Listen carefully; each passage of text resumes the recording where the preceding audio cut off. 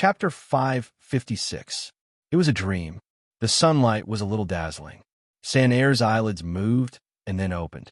What she saw was her daughter Xiaoji's sparkling eyes. It turned out that she was lying on the bed, holding her chin and looking at her.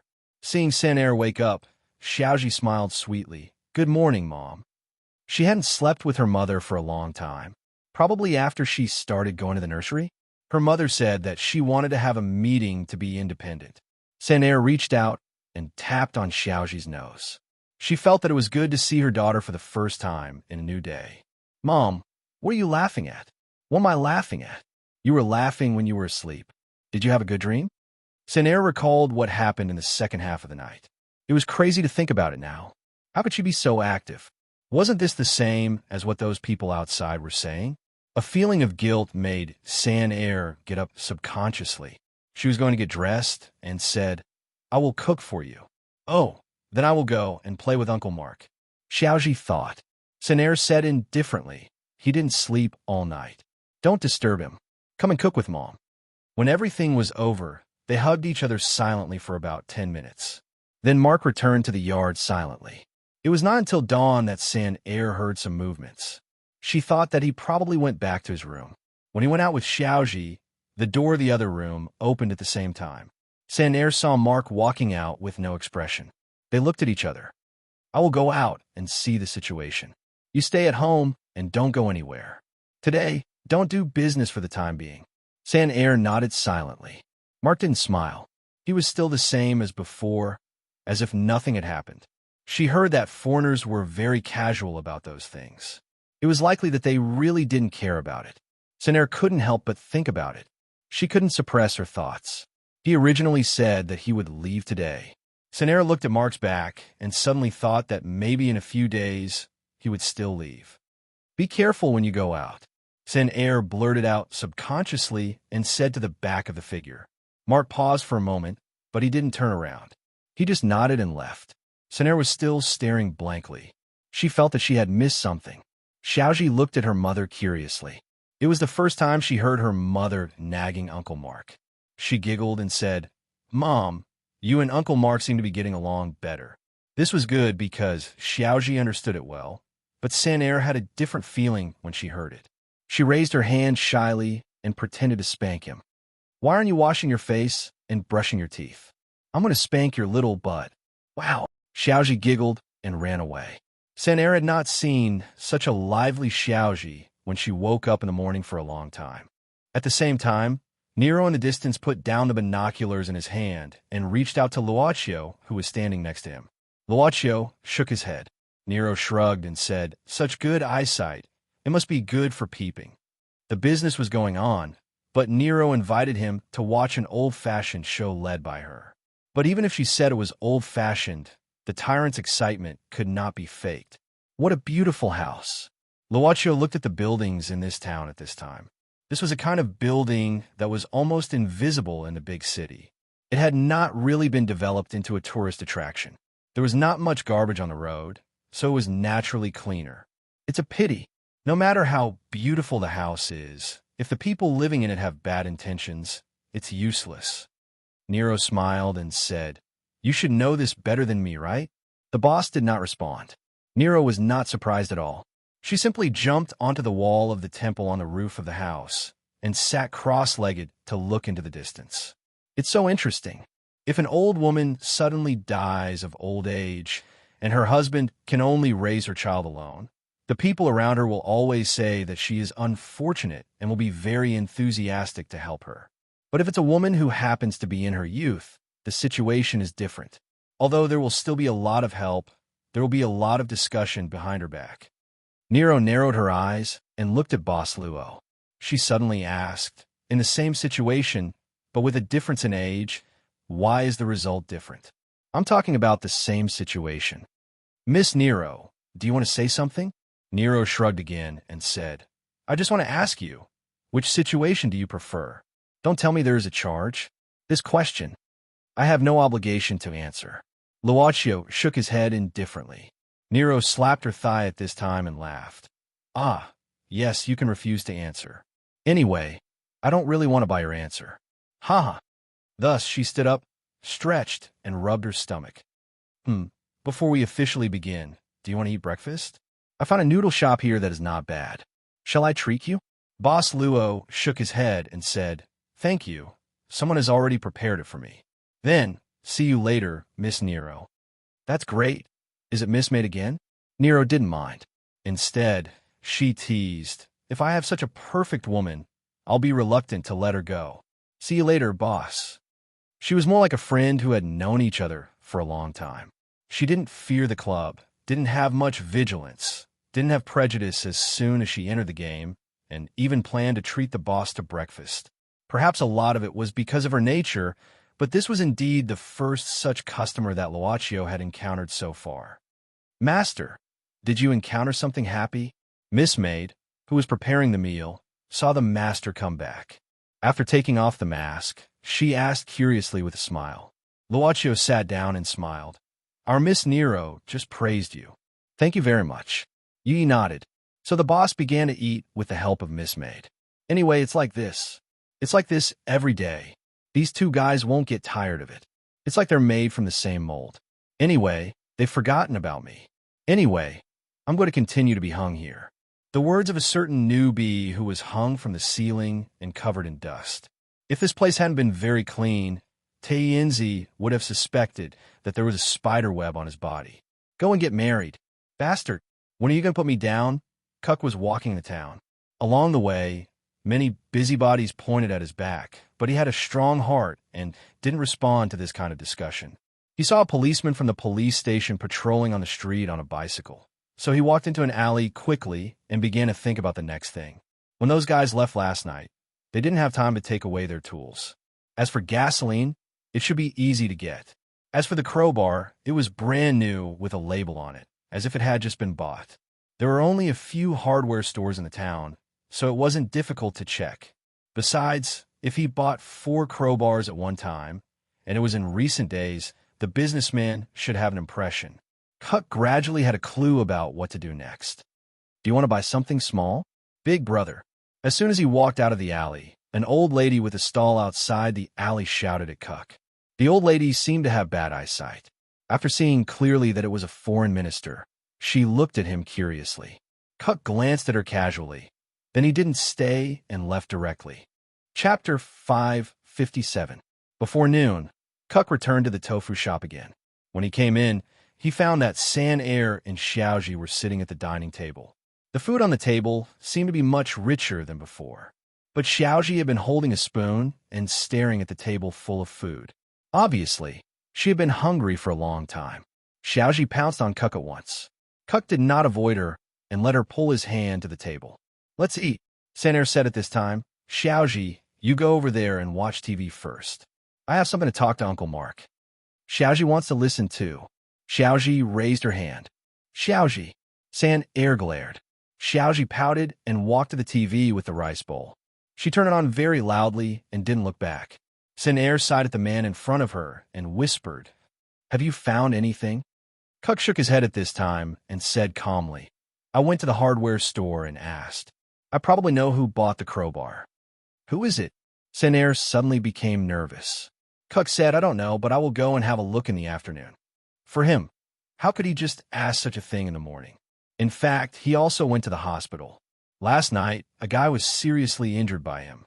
It was impossible to just apply some medicine on him. It was just that the health station in the town did not accommodate seriously injured patients. That was to say, the seriously injured guy was likely to be sent to another place overnight, possibly to the town next door. In addition, because the health station was not big, Cuck easily found a guy who should still be lying in the hospital. He was inexplicably discharged and seemed to be fully recovered. When I was away, did anyone come? Cuck then asked. San Air shook her head and said, Why don't you sit down and eat something first? It's almost 1 o'clock. Cuck nodded and reached out to put some food on the table on the bowl. I'll go back to my room to eat. San Air turned her head away. Here, it's okay. Cuck said calmly, No need. San Air didn't say anything more. She just sat down uncomfortably and silently ate the white rice without taking any food. Before going upstairs, Cuck suddenly said, Xiaoji, catch it. I bought it on the way. A small thing flew towards Xiaoji and gently landed in front of her. Xiaoji, who was originally a little angry, suddenly smiled. "Mom, Uncle Mark gave me a doll." Sanera looked at it and suddenly felt happy. She smiled and said, "Silly girl, this is a keychain, not a doll."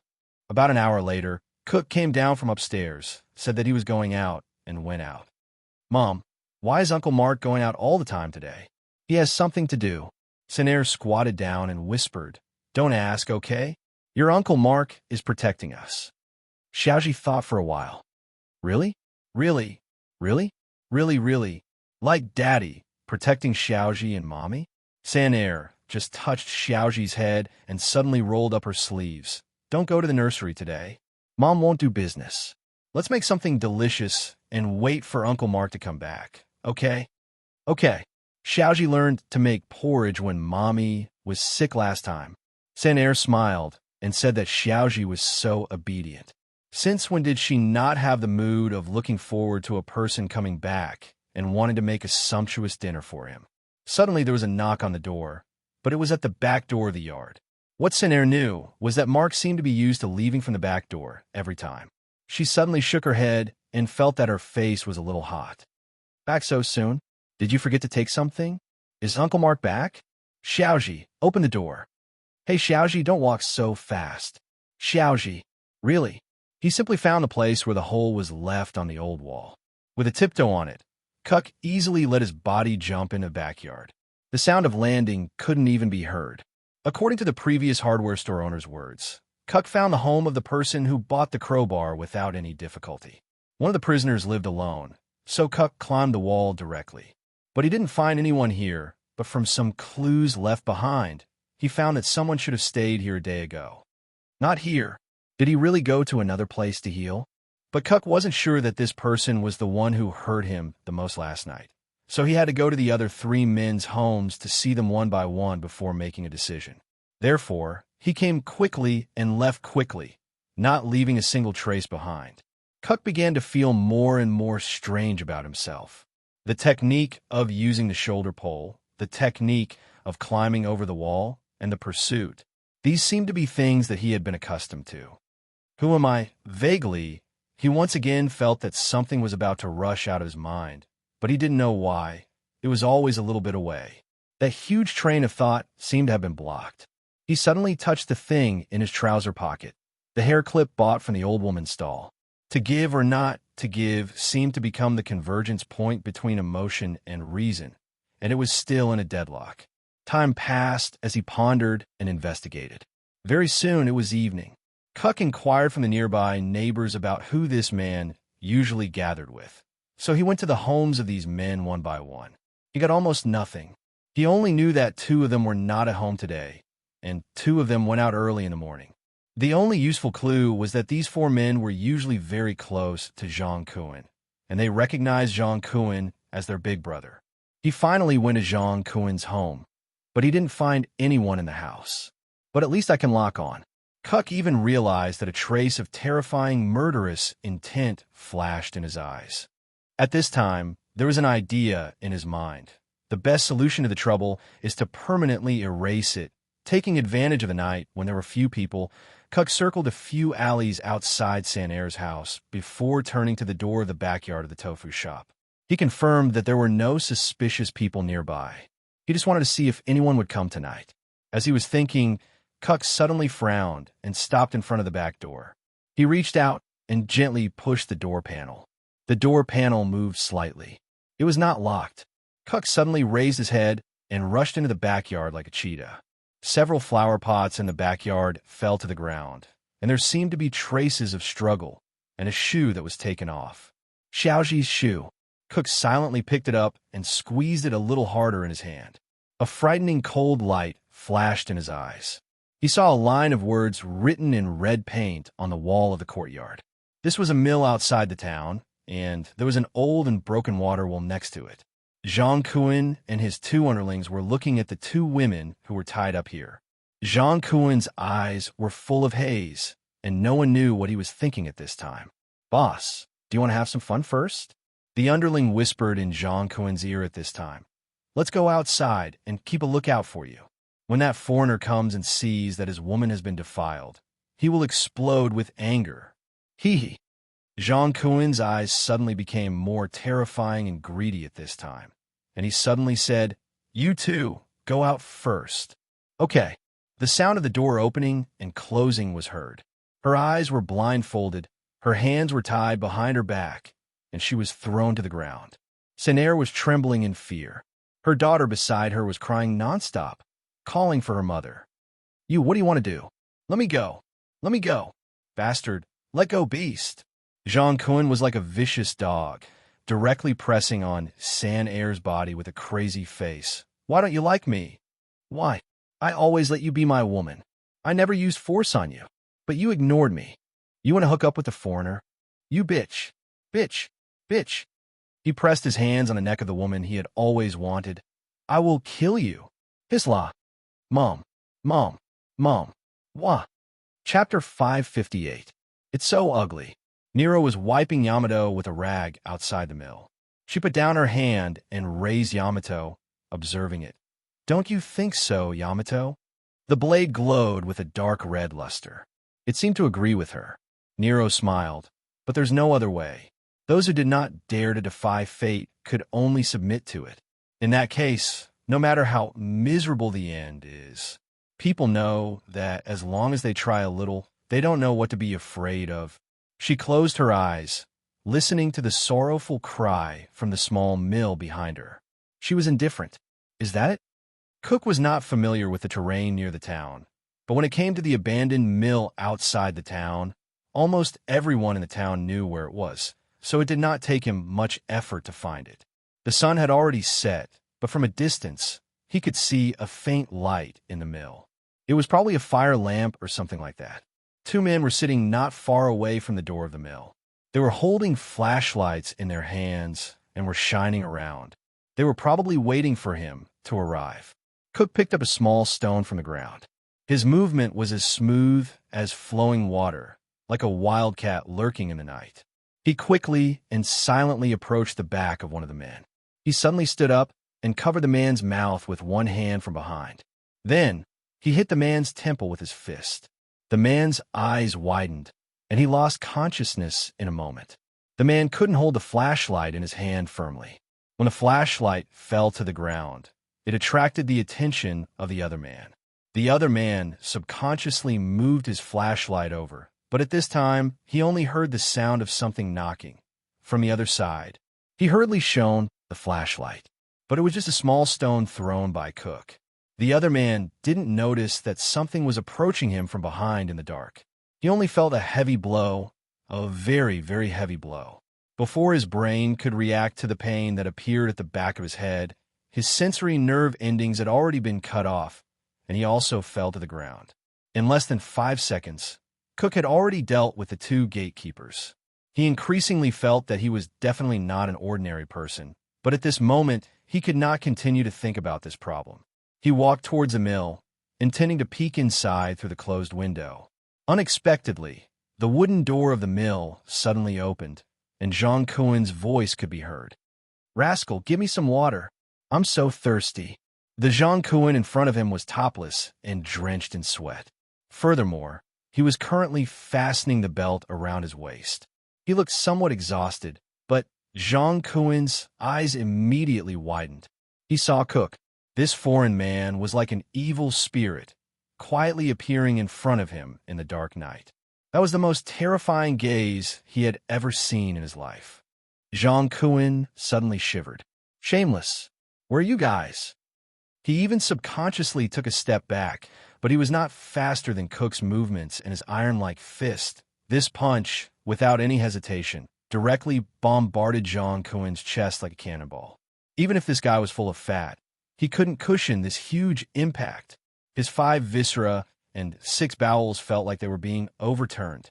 Jean Couin even heard the sound of his sternum breaking. Bang! His entire body flew backwards and slammed into the wooden pillar of the mill, nearly breaking the pillar in half.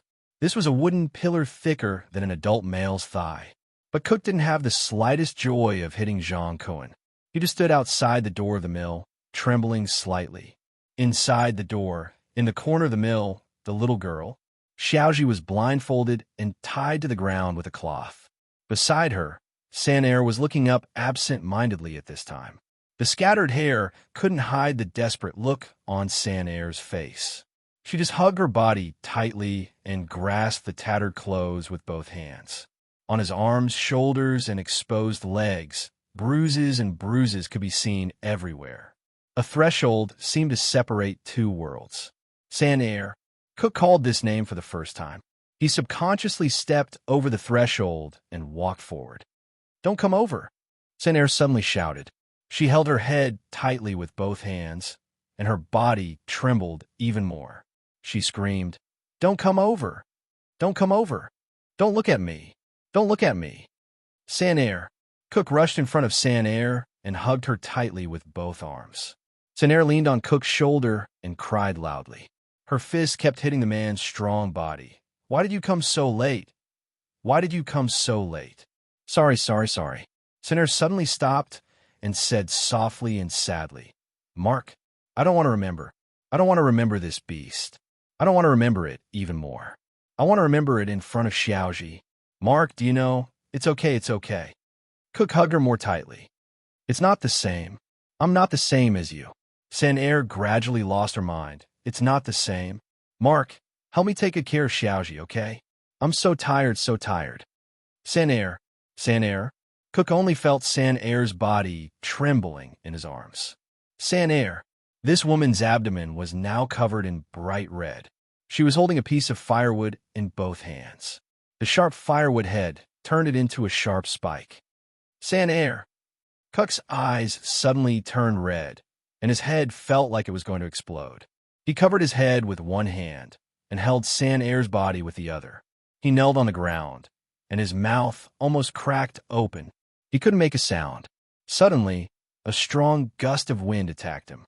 Instinctively, Cook waved his hand to block it, but the force of the impact was too strong, and his body was knocked away. It was just that the strength of his body was completely beyond his imagination. Under this kind of impact, he didn't even stop, but turned over at a very fast speed. In front of him was a guy in a coat. It was definitely not a guy that Zhang Kuan could compare with. Cook instinctively felt that his body was on guard against this guy. But the weird man in a coat, hat, and mask looked at Sanair, who fell on the ground, and shook his head. "Is it really such a predictable ending? I thought it would be different, that you would be stronger. You order them to do it?" Cook's voice became cold, like ice. "That's right." The weirdo shrugged and said, "Aren't you touched? I didn't expect this woman to be so chaste. She felt sorry for you, so she killed herself. By the way, how does it feel to have a woman who treats you like this?" You seem to be indifferent." Cook said indifferently, "No, I want to kill you, but I won't let you irritate me. If I lose my cool, it's not good for me. Even if I really want to kill you, I won't lose my cool." The weird man was slightly stunned and suddenly sighed. "Although I expected this kind of result, I still feel like a failure when I see it. It seems that your heart is really dead. Forget it." The weird man shrugged and suddenly said, "In this case, it's useless to keep this little guy, right?" The weird man turned his palm, and a cold light broke through the window and drilled into the weird man's palm. Then it suddenly cut toward Xiaoji on the ground. But the cold light just swept across the floor, at the place where Xiaoji was originally lying. At the same time, Cook had already held Xiaoji and rolled on the ground for a few times, and then quickly stood up. He had to save Xiaoji from the weird man. Because of this, his left arm was left with a wound so deep that the bone could be seen. "Xiaoji." Xiaoji in his arms whispered, "Uncle Mark, where's Mom? She's fine. Uncle Mark, let's go home. Xiaoji is scared. Xiaoji hurts. Cook stretched out his hand and touched Xiaoji's back gently, and it was blood red. "Oh, I seem to have cut it." The weird man laughed twice, but Cook couldn't hear it. He didn't want to hear it. Calmness was leaving his body, and something hot was surging in his dead heart. Xiaoji. Uncle Mark, Xiaoji can't see. It's so dark. Let me tell you. Mom, almost like you. Uncle Mark." Xiaoji became weaker. "Can you be Xiaoji's dad?" The little girl in his arms finally lost her breath. Cook hugged her body and knelt on the ground. He lowered his head and remained motionless. It had been a long time, but Cook still remained motionless. The weird man, standing not far away. Nero scratched her cheeks subconsciously at this time, muttering, "Did I go too far?" Suddenly, a hot reaction came from a Yamato in her hand. Nero stared at it. Her eyes suddenly showed a hint of excitement, and she muttered to herself, it's coming, finally." Wisps of black gas, like smoke rising from the bonfire, came out from Cook's body at this time. These black gas became stronger and stronger, and Cook just gently put down Xiaoji's body at this time and stood up silently.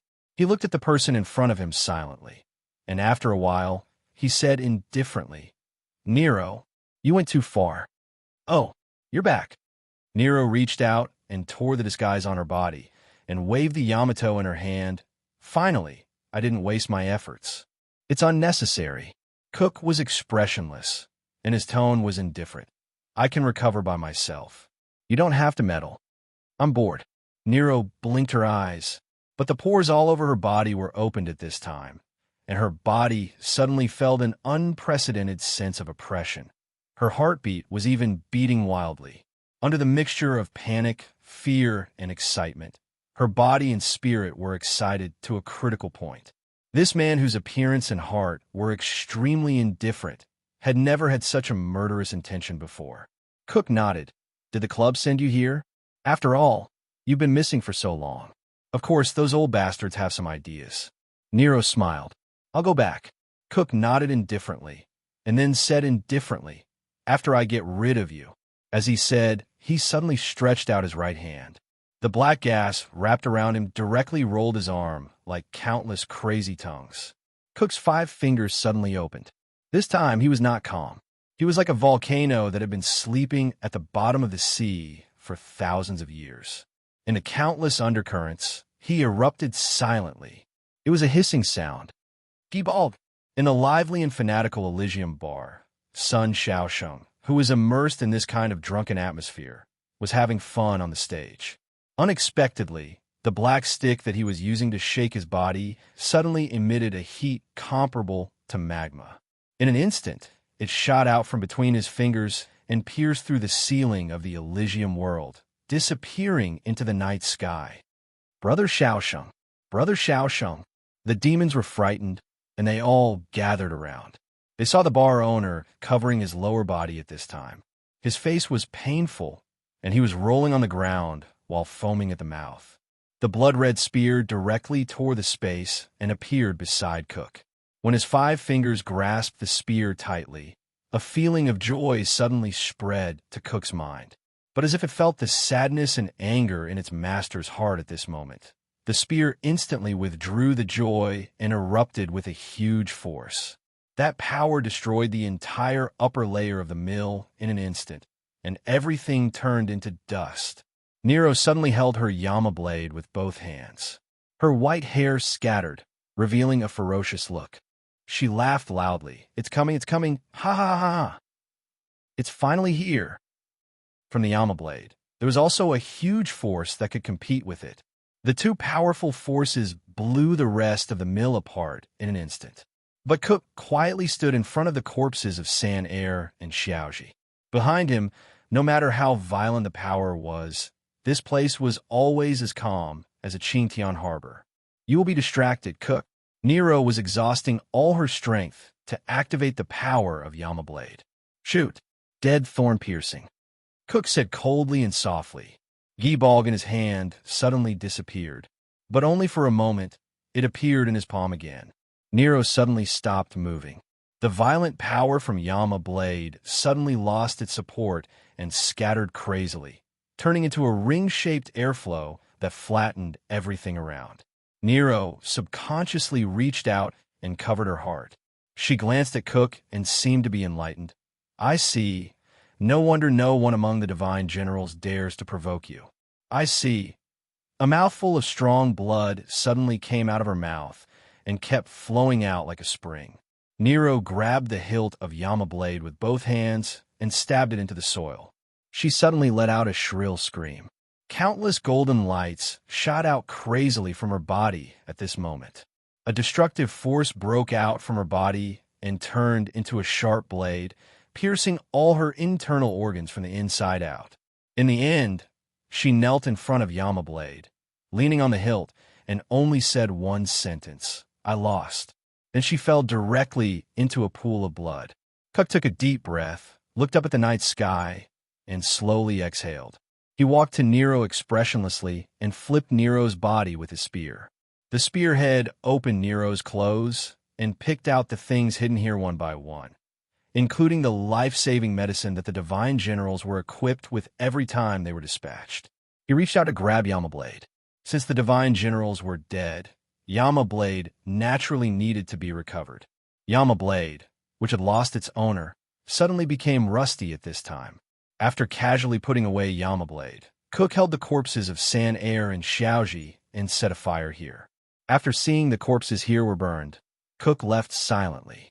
Chapter 559. In the end, I killed Nero. Cook was communicating with the club with the communication equipment he got from Nero. The other side remained silent and listened to Cook's report. After a long time, a voice came from the other side. The tyrant has always been difficult to control, but for such a long time, only Nero can inherit Yama. But this matter is also her own fault. Since she successfully angered you, she should bear the consequences of death herself. Well, as long as Yama has been recovered. Cook, since the mission in the east has failed, you should come back immediately. I see. Cook responded indifferently. His treasured spear and rusty Yamato were placed on the table. After Cook turned off the communication, he put the communication device together with the other one. He brought a basin of warm water and wrung the towel dry after it was soaked. San Air and Xiaoji were placed on the chair at this moment. He wiped the traces of San Air's face with the towel and also wiped Xiaoji's face. This man's pain was undoubtedly exposed in his movements. Because he was so gentle, he, who recovered his memory, was quite clear about this. He didn't love this woman. The only person who had abnormal feelings for San Air was a person named Mark. My original name was Cuck. After tidying up the bodies of San Air and Xiaoji to make them look like they were asleep, Cuck sat next to them and began to wipe his spear. When I was 3 years old, someone told me that I was a resident of the Shadow Kingdom. Cuck squinted one eye, calmly raised the spear head to the level of his sight, and then wiped it gently. But where is the Shadow Kingdom? I never knew. Later, a woman took me to the snowy peak, and trained me there. When I was about 10 years old, I killed a bear on the snowy peak with my own hands. He said something that he had never told others, a memory that only belonged to him. I lived with her like this for 15 years. This woman is my teacher. Cuck smiled faintly and continued to wipe the spear. In my opinion, she is not only my teacher, but also a woman who is extremely important to me. It's not love, but I can't live without her. It's called Gibalk. It's the only thing she gave me. I've been looking for her all these years. Cuck took a deep breath and was silent for a long time. Then, he sighed softly and said indifferently, "That's good too. Let Mark stay here with you forever." In conclusion, I'm not a very lucky person. He sat there quietly. After a while, he stood up and packed up his guns, knives, and some other equipment. He had always been like a traveler. Since they were travelers, they would naturally leave after a short stay. Cuck remembered that the woman who had given him everything had said that he should stop chasing after a figure, because one day he would meet something worthy of his nostalgia. But it will also be destroyed, won't it, teacher? Cook smiled sadly. After packing up his things, he took one last look at the mother and daughter on the chair, opened the door of the living room, and left. Turn on the lights first. You'll get hit. Xiaoji. However, I know, Mom. When the light pipe in the shop suddenly lit up, Cuck's whole body became stiff. Was it a dream? Uncle Mark, you're back. The little girl quickly kicked off her shoes in the front of the shop and rushed up to Cuck's side. Was it a dream? You're back. Are you hungry? Shall I make you something to eat? San Air's expression was still a little uneasy, but she asked softly, was it a dream? Cuck subconsciously looked back at the living room.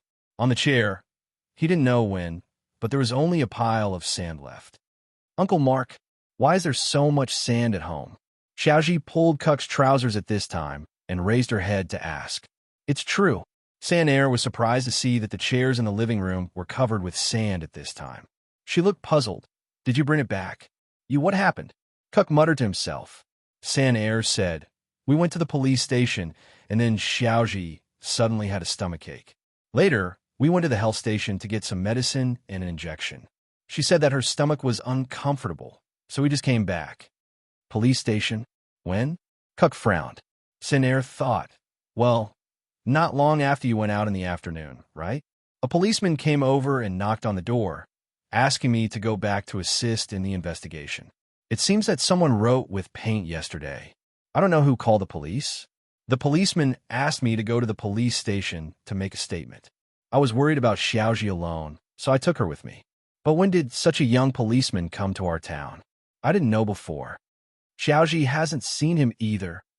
Xiaoji raised her small hand like a student answering a teacher's question at this time. But the policeman brother smells so good. It smells better than the perfume Mom hides in the cabinet. Xiaoji. Sanair suddenly patted her daughter's forehead gently, and then said fiercely, go warm the water. You have to take medicine. Do you want a stomachache in the middle of the night? Got it. Xiaoji ran into the living room. Sanair looked at Mark at this time.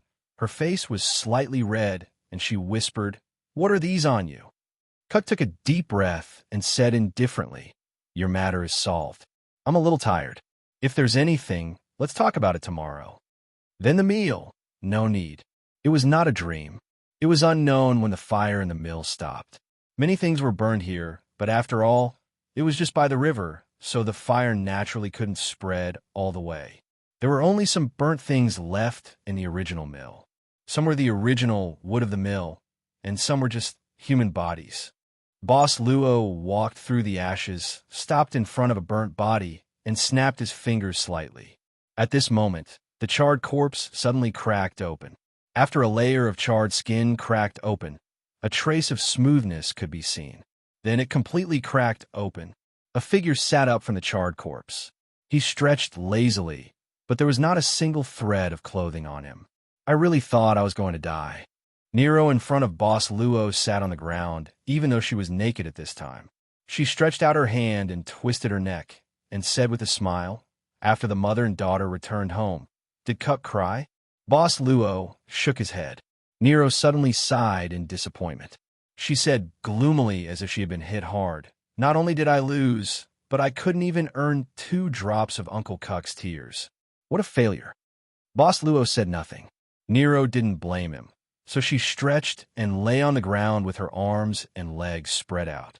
She said to herself, with Uncle Cuck's character, he probably reported that I have died. Then I don't have to go back to that suffocating place. Well, it's not bad. She sat up again and asked, isn't the moon beautiful tonight, boss? Luochio looked up and whispered, full moon. Nero suddenly blinked and said, boss, are you really not going to get me a set of clothes? Or do you like me more like this? I don't mind, but I also charge, okay? And it's very expensive. Luochio waved his hand, and a set of clothes like Nero's fell from the air and landed in front of the body with countless scars. These were old scars that were as dense as a spider web, making people feel hideous. Thank you. Chapter 560. Nero found that her boss was very meticulous. At least when she touched her bag, she could still find the gum that she was used to eating. After unwrapping the package and chewing the gum, Nero closed her eyes and spread out her right palm. A red airflow came out of her palm. At the same time, some fine particles began to appear on the ground where her palm was facing. These were traces of iron elements hidden in the riverbed. Soon after, these iron elements began to gather, elongate, change, and finally turned into the original shape of Yamato. Nero picked up the whole blade and waved her hand. She seemed to be satisfied. Luochio looked at her curiously. Nero shook the Yamato in her hand and said proudly, people in the club think that I have just reached the first state. In fact, I am not. From a second state, Yamato is no longer limited by its appearance. What Uncle Cook took away was just an empty shell.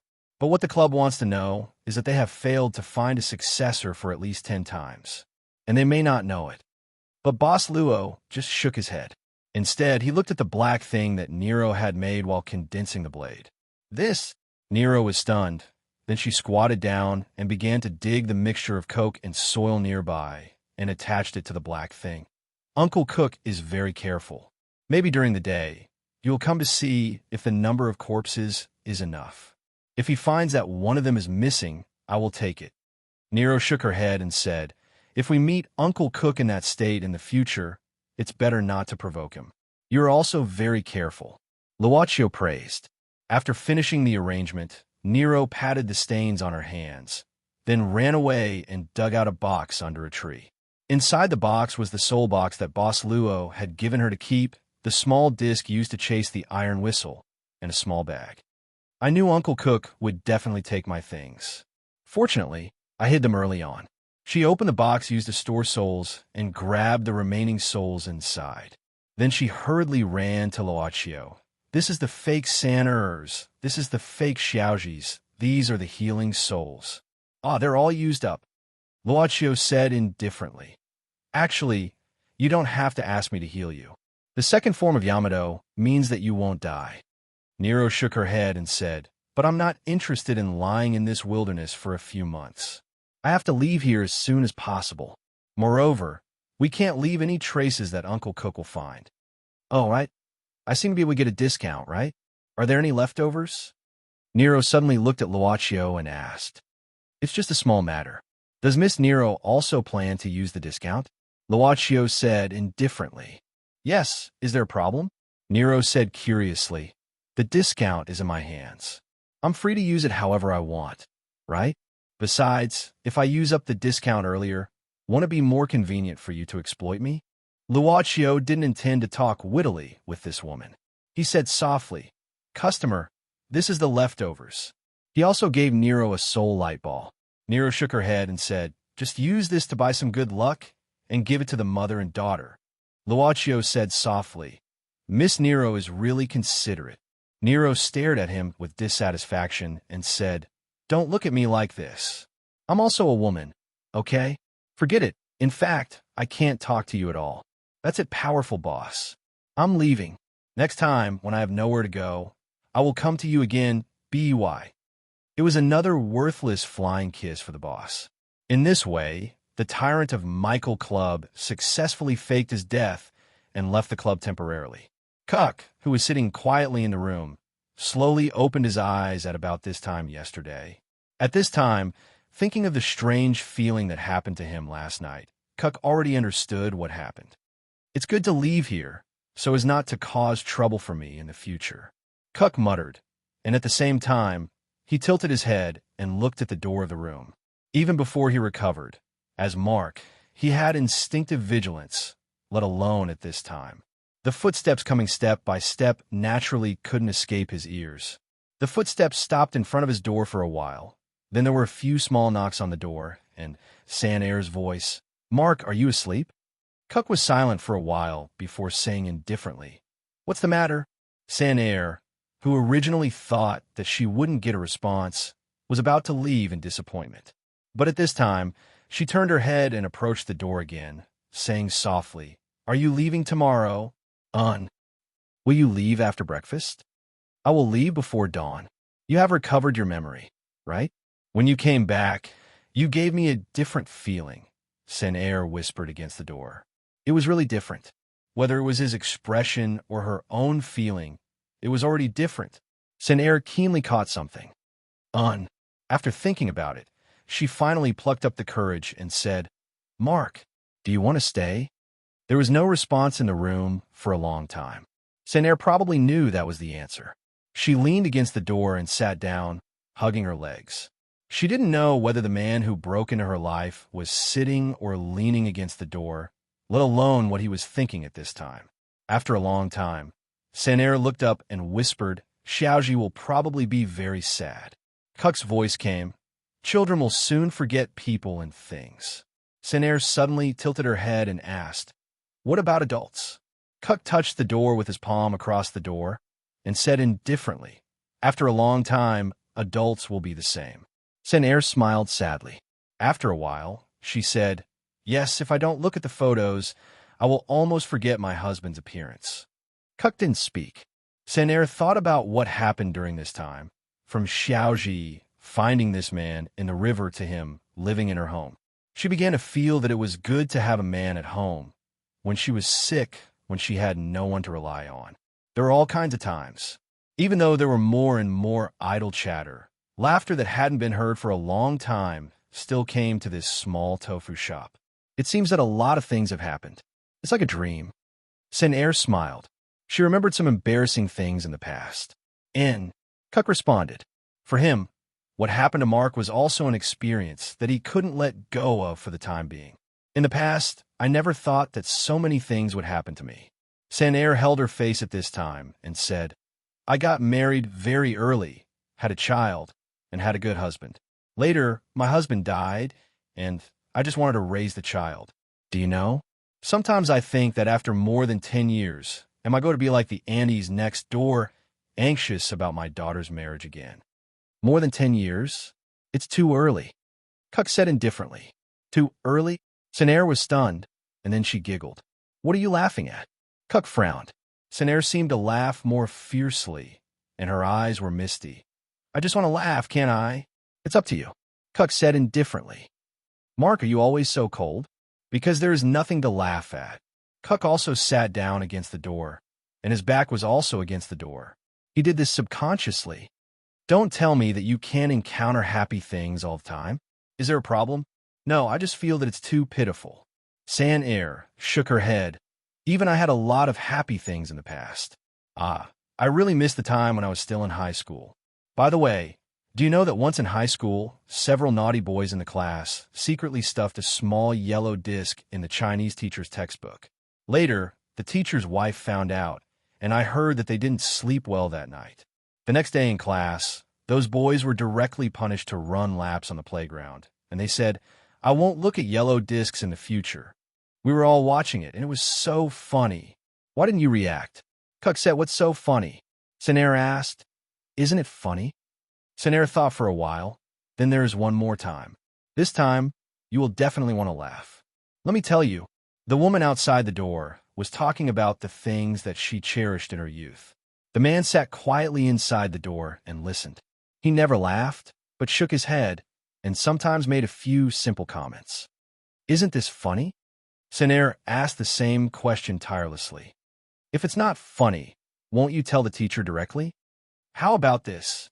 So, for a long time, Saner unconsciously leaned against the door and fell asleep. The light in the room suddenly turned on, and then there was a slight, continuous sound. Slowly, it was dawn. Later, Saner woke up because of the cool morning air. She stood up and silently opened the door to the room. The room was already empty and empty. Saner gently held her arms with both hands, looking at the neatly folded quilt as if it had never been used, and the clothes that were folded on the quilt, and then walked towards the only table here. A lifelike wooden swan that was slightly bigger than a palm was placed here. The basket under the table was filled with wood shavings that had been poured in after the cleaning. Saner reached out and nodded on the wooden swan, then opened the curtains of the room and opened the glass window. The air outside was colder. She leaned against the window, watching the sun begin to rise as usual, and smiled slightly. Chapter 561. Life still had to go on, and it was a bit unpleasant. The business of the tofu shop was not as good as before. Xiaoji made a fuss for a long time, crying and making a fuss. She had just calmed down, but she became more clingy to her mother. Even if she didn't stay close to her mother, it was close. It was said that several people disappeared in the town all of a sudden. The big villain Zhang Kuan and a few punks he brought. A few days ago, there was a fire outside the town. It was said that several people were burned to death. The topic of Saner suddenly turned to this matter. It showed that people were still good at forgetting. Mom, we have a customer. Xiaoji, who was reading a fairy tale book in front of the shop, shouted loudly. Saner quickly put down the things in her hand, walked out while wiping her hands. She smiled and greeted the customer. What do you want to buy? The young man, with a strange face, didn't look like a person from the town, but he didn't carry anything with him, so he didn't look like a tourist. However, wasn't this young man a bit similar to the young policeman from before? Sanair suddenly became a little absent-minded. The young man said, "Can I buy 2 pieces of tofu?" "Oh, okay. Wait, I'll give it to you right away." Sanair came back to her senses and secretly blamed herself for being absent-minded. She quickly cut 2 pieces and then wrapped them with bamboo leaves. "The quality of this tofu is very good." The young man smiled and said, "If there is a need, I will come back to buy it again." Sanair was stunned, but at this time, she said a little regretfully, "I'm sorry, you may be disappointed. When you come again, you may not be able to buy it." The young man asked curiously, "Why? Are you not going to do business here?" Sanair smiled slightly and looked at a pile of 2 wooden swans, one big and one small, placed together on the table behind. She nodded. "I won't do business here for the time being. I plan to go to the city to have a look. Maybe I'll open a small shop there. I'm not sure. Let's talk about it later." The young man looked at the old house and suddenly said, "Won't you be reluctant to part with it?" "I'm a little reluctant, but I'm not going to sell it. Actually, I've been saving some money all these years, but I didn't dare to do anything with it." Sanair didn't realize that she had unknowingly revealed her thoughts to others. She also looked around.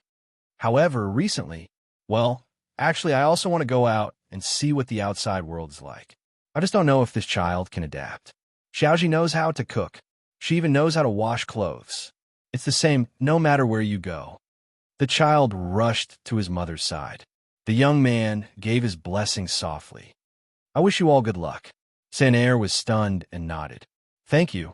I'll give you 2 more later." Thus, the young man had another piece of tofu wrapped in a leaf in his hand. He looked at the mother and daughter and said softly, "Right, this pair of wooden swans is really beautiful. You have to cherish them." Sanair was startled and felt that this young man was a little strange.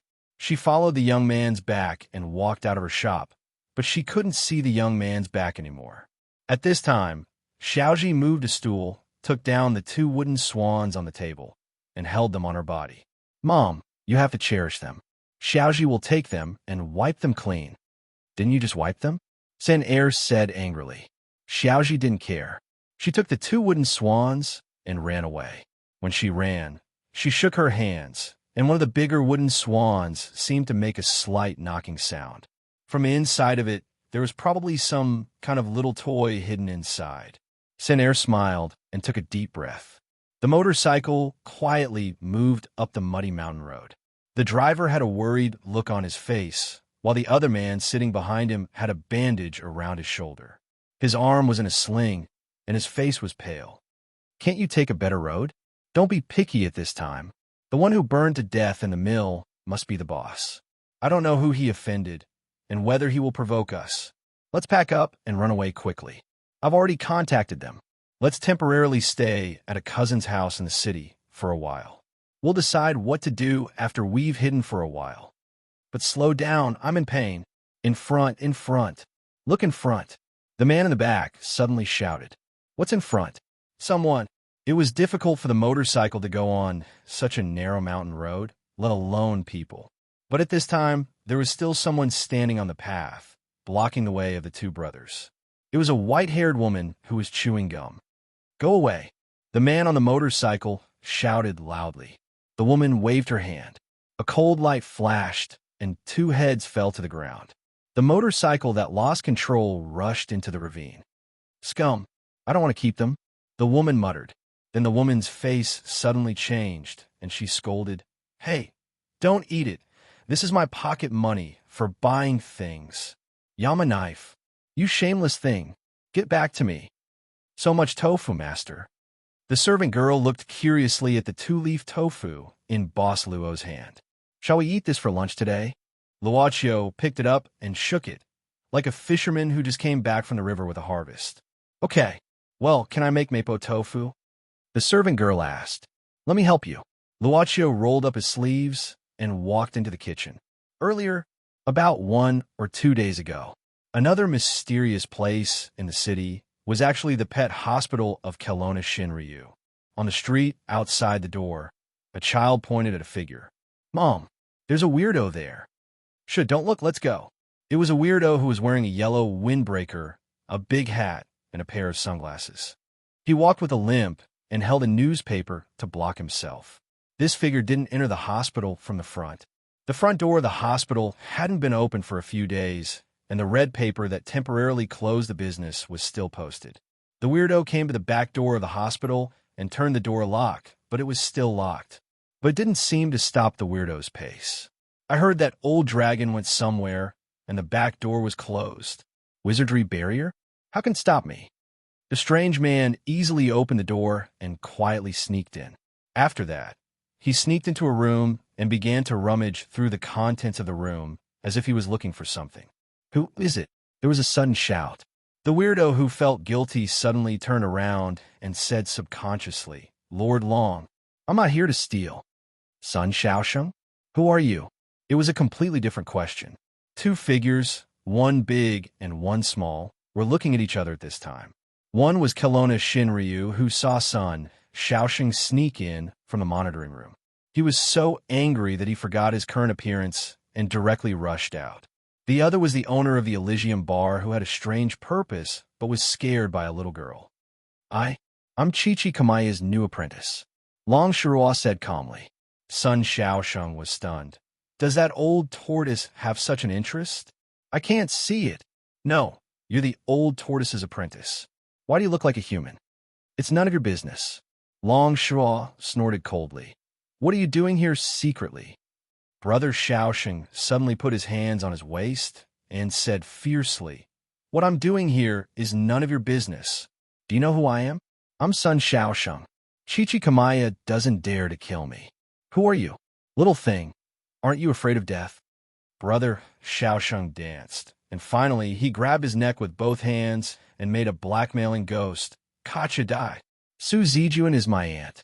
Long Shirua might have difficulty dealing with anyone, but it was easy to deal with this monkey of unknown origin. F***CK. Brother Xiaosheng's eyes blinked quickly a few times. Really? Then little guy. No, little girl, you see, Sun Xiaosheng, a good existence in the entire demon beast realm. I definitely didn't steal anything. Don't misunderstand me. Then what are you doing here? This. Brother Xiaosheng shook his head, suddenly pointed his finger out of the window, and suddenly shouted, "Ha! There's a pervert who wears underwear outside." But Long Shirua looked at this stupid monkey with an expression of looking at a retard. Brother Xiaosheng pretended that he didn't see anything. He ran out quickly against the wall with cold sweat, running faster than the wind. "Psycho." Long Shirua looked at this guy's strange walking posture and shook her head. If it wasn't for the fact that her strength was useless now, she would really catch this stupid monkey and teach him a lesson. She sighed and helplessly began to clean up the messy storage warehouse that was messed up by this stupid monkey. This stupid monkey, what did he steal? Chapter 562. The total length is 223 meters. The whole width is 29 meters. The maximum width capacity is 47,500 tons, and the maximum sailing speed is 19.3 nautical miles per hour. There are 739 cabins on board, and the maximum capacity is 1,897 passengers. Bayou cruise ship. The sound of the ship's whistle was unusually loud, like a war song. The tourists were boarding the cruise ship in an orderly manner. Luochio frowned and looked behind him. The people behind him were clearly carrying luggage bags with both hands, and there were bigger bags hanging in front and behind them. Officer Ma and Ma Hao's wife. At this time, Ren Xiling, Li Zi, and Yu Yi walked over from the crowd. Sub-editor Ren shook the things in her hand. "The procedures are done. Let's log in, then let's start. Our golden week. Our sea trip. Why did they come to this place?" Luochio felt incredible back to 2 days ago. When Boss Luo was watching TV at home, Ren Xiling, who unexpectedly didn't return home with a defeated look, kicked off her shoes at the door as usual and sat on the sofa. Boss Luo, who felt that something was wrong, instinctively stood up and planned to go back to the room to rest, but his body was pulled back abruptly. Sub-editor Run, who had a dark and evil aura, put one hand on Luochio's shoulder and sneered. "Kid, I heard that you don't have to go to school recently. You have been on vacation. Are you very free? Then, do you want to have a 3-day and 2-night sea trip No, I don't wash the dishes after eating. I throw the clothes on the sofa if they aren't folded. Tonight, I will watch TV in the living room until dawn. When I brush my teeth, I will squeeze the toothpaste from the middle Bayou cruise ship. I really miss it. Mahoud looked up at the cruise ship at the boarding gate at this time. Luochio, who was walking with Officer Ma at the back of the team, smiled and said, Uncle Ma, have you sat on it before? I remember that you seemed to have gone to sea with your aunt during the summer vacation. It wasn't this ship last time. Mahoud shook his head and then smiled. Do you know? This Bayou cruise ship is the first cruise ship here. I sat on it when I was young. Not only me, but your father also sat on it before. This time, Xiling. I didn't expect her to get a ticket for the Bayou cruise ship. I heard that this is the last trip. It's the last trip. So, Bayou cruise ship, Bayou, Bayou, Bayou, Bayou, Bayou, Bayou, Bayou, Bayou, Bayou, Bayou, Bayou, Bayou, bye.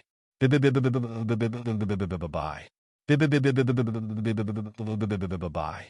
Besides, your aunt also wants to see what your girlfriend looks like. As he spoke, Mahoud patted Luochio's shoulder and then secretly gave Luochio 2 small bottles. He said earnestly, This is good stuff. Pure Chinese medicine ingredients. I also rely on it. Do your best. Little Luochio. Boss Luo looked at the 2 small bottles in his hand. Medical drinks for replenishing stamina. Old Ma, what are you waiting for? Come on up. In front of them, Sir Ma's wife turned around and shouted. Right away, right away. Sir Ma picked up his things and hurriedly chased after him. The servant girl came to her master's side and smiled. Master, let's get on the boat too. Miss Ren is urging us. Luochio nodded and walked forward with a smile. However, he waved his hand behind his back and quietly threw the 2 bottles in his hand into the river. Who would use this kind of thing? But after 2 steps, Luochio stopped and looked up at the front left, far away from him, probably the bow deck. 2 men seemed to be struggling with something. Judging from their clothes, they seemed to be the senior managers of the cruise ship and an old man and a middle-aged man. Both of them seemed to be trying their best to restrain themselves. Although they looked a little excited, at least they didn't make a move. After a while, the middle-aged man shook his head and left. The old man watched him leave. After a while, he suddenly grasped his clothes and showed a painful expression. It seemed that he had a heart disease. The old man hurriedly took out a small bottle from his clothes. Then, he poured a few pills in his palm and directly swallowed them. His breathing seemed to gradually calm down. He held the railing on the deck and looked at the front of the bow quietly. Luochio, why are you in a daze? Don't tell me you want to escape. Run Xiling, who had already boarded the ship, shouted from the passage at this time. Boss Luo shook his head and walked up. After boarding the ship, everyone found their respective rooms to put their luggage. There were 3 rooms for 6 people. Before boarding the ship, Luochio had already foreseen this arrangement, so he didn't bother to say anything. He directly pulled Yu Yi into the room. This room is clean. Miss Maid looked around the room. For Miss Maid, who was a bit obsessed with cleanliness, this was already a good compliment. Luochio looked out from the small window of the room and smiled slightly. He stretched out his fingers and touched the windowsill gently. After rubbing his fingers, he said, This ship has been sailing for almost 30 years. It's really good that it can be maintained like this. It seems that there is a group of good crew members. Miss Maid came over and was about to take off her master's coat. Luochio suddenly said, It's rare to come up here. Anyway, you have nothing to do. Accompany me to take a walk on the ship. But what about Miss Ren? Luochio said indifferently. She's probably thinking about something strange again. Don't worry about her. Let's go to the deck and have a look. Maybe we'll get some good business. Sister Run, no matter how you listen, you won't be able to hear anything. This kind of cabin has good sound insulation. Lizzie reminded her at this time. Just after entering the room, Ren Xiling put her ear on the wall without taking off her shoes.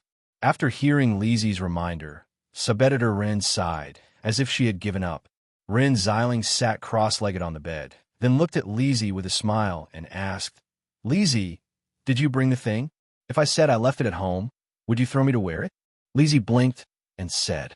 Ren Xiling laughed and patted Lizzie's shoulder. How could I? Do I look like that kind of person? At most, I'll lock you in the room and feed you 3 meals a day. Don't worry. That's the cruelest thing.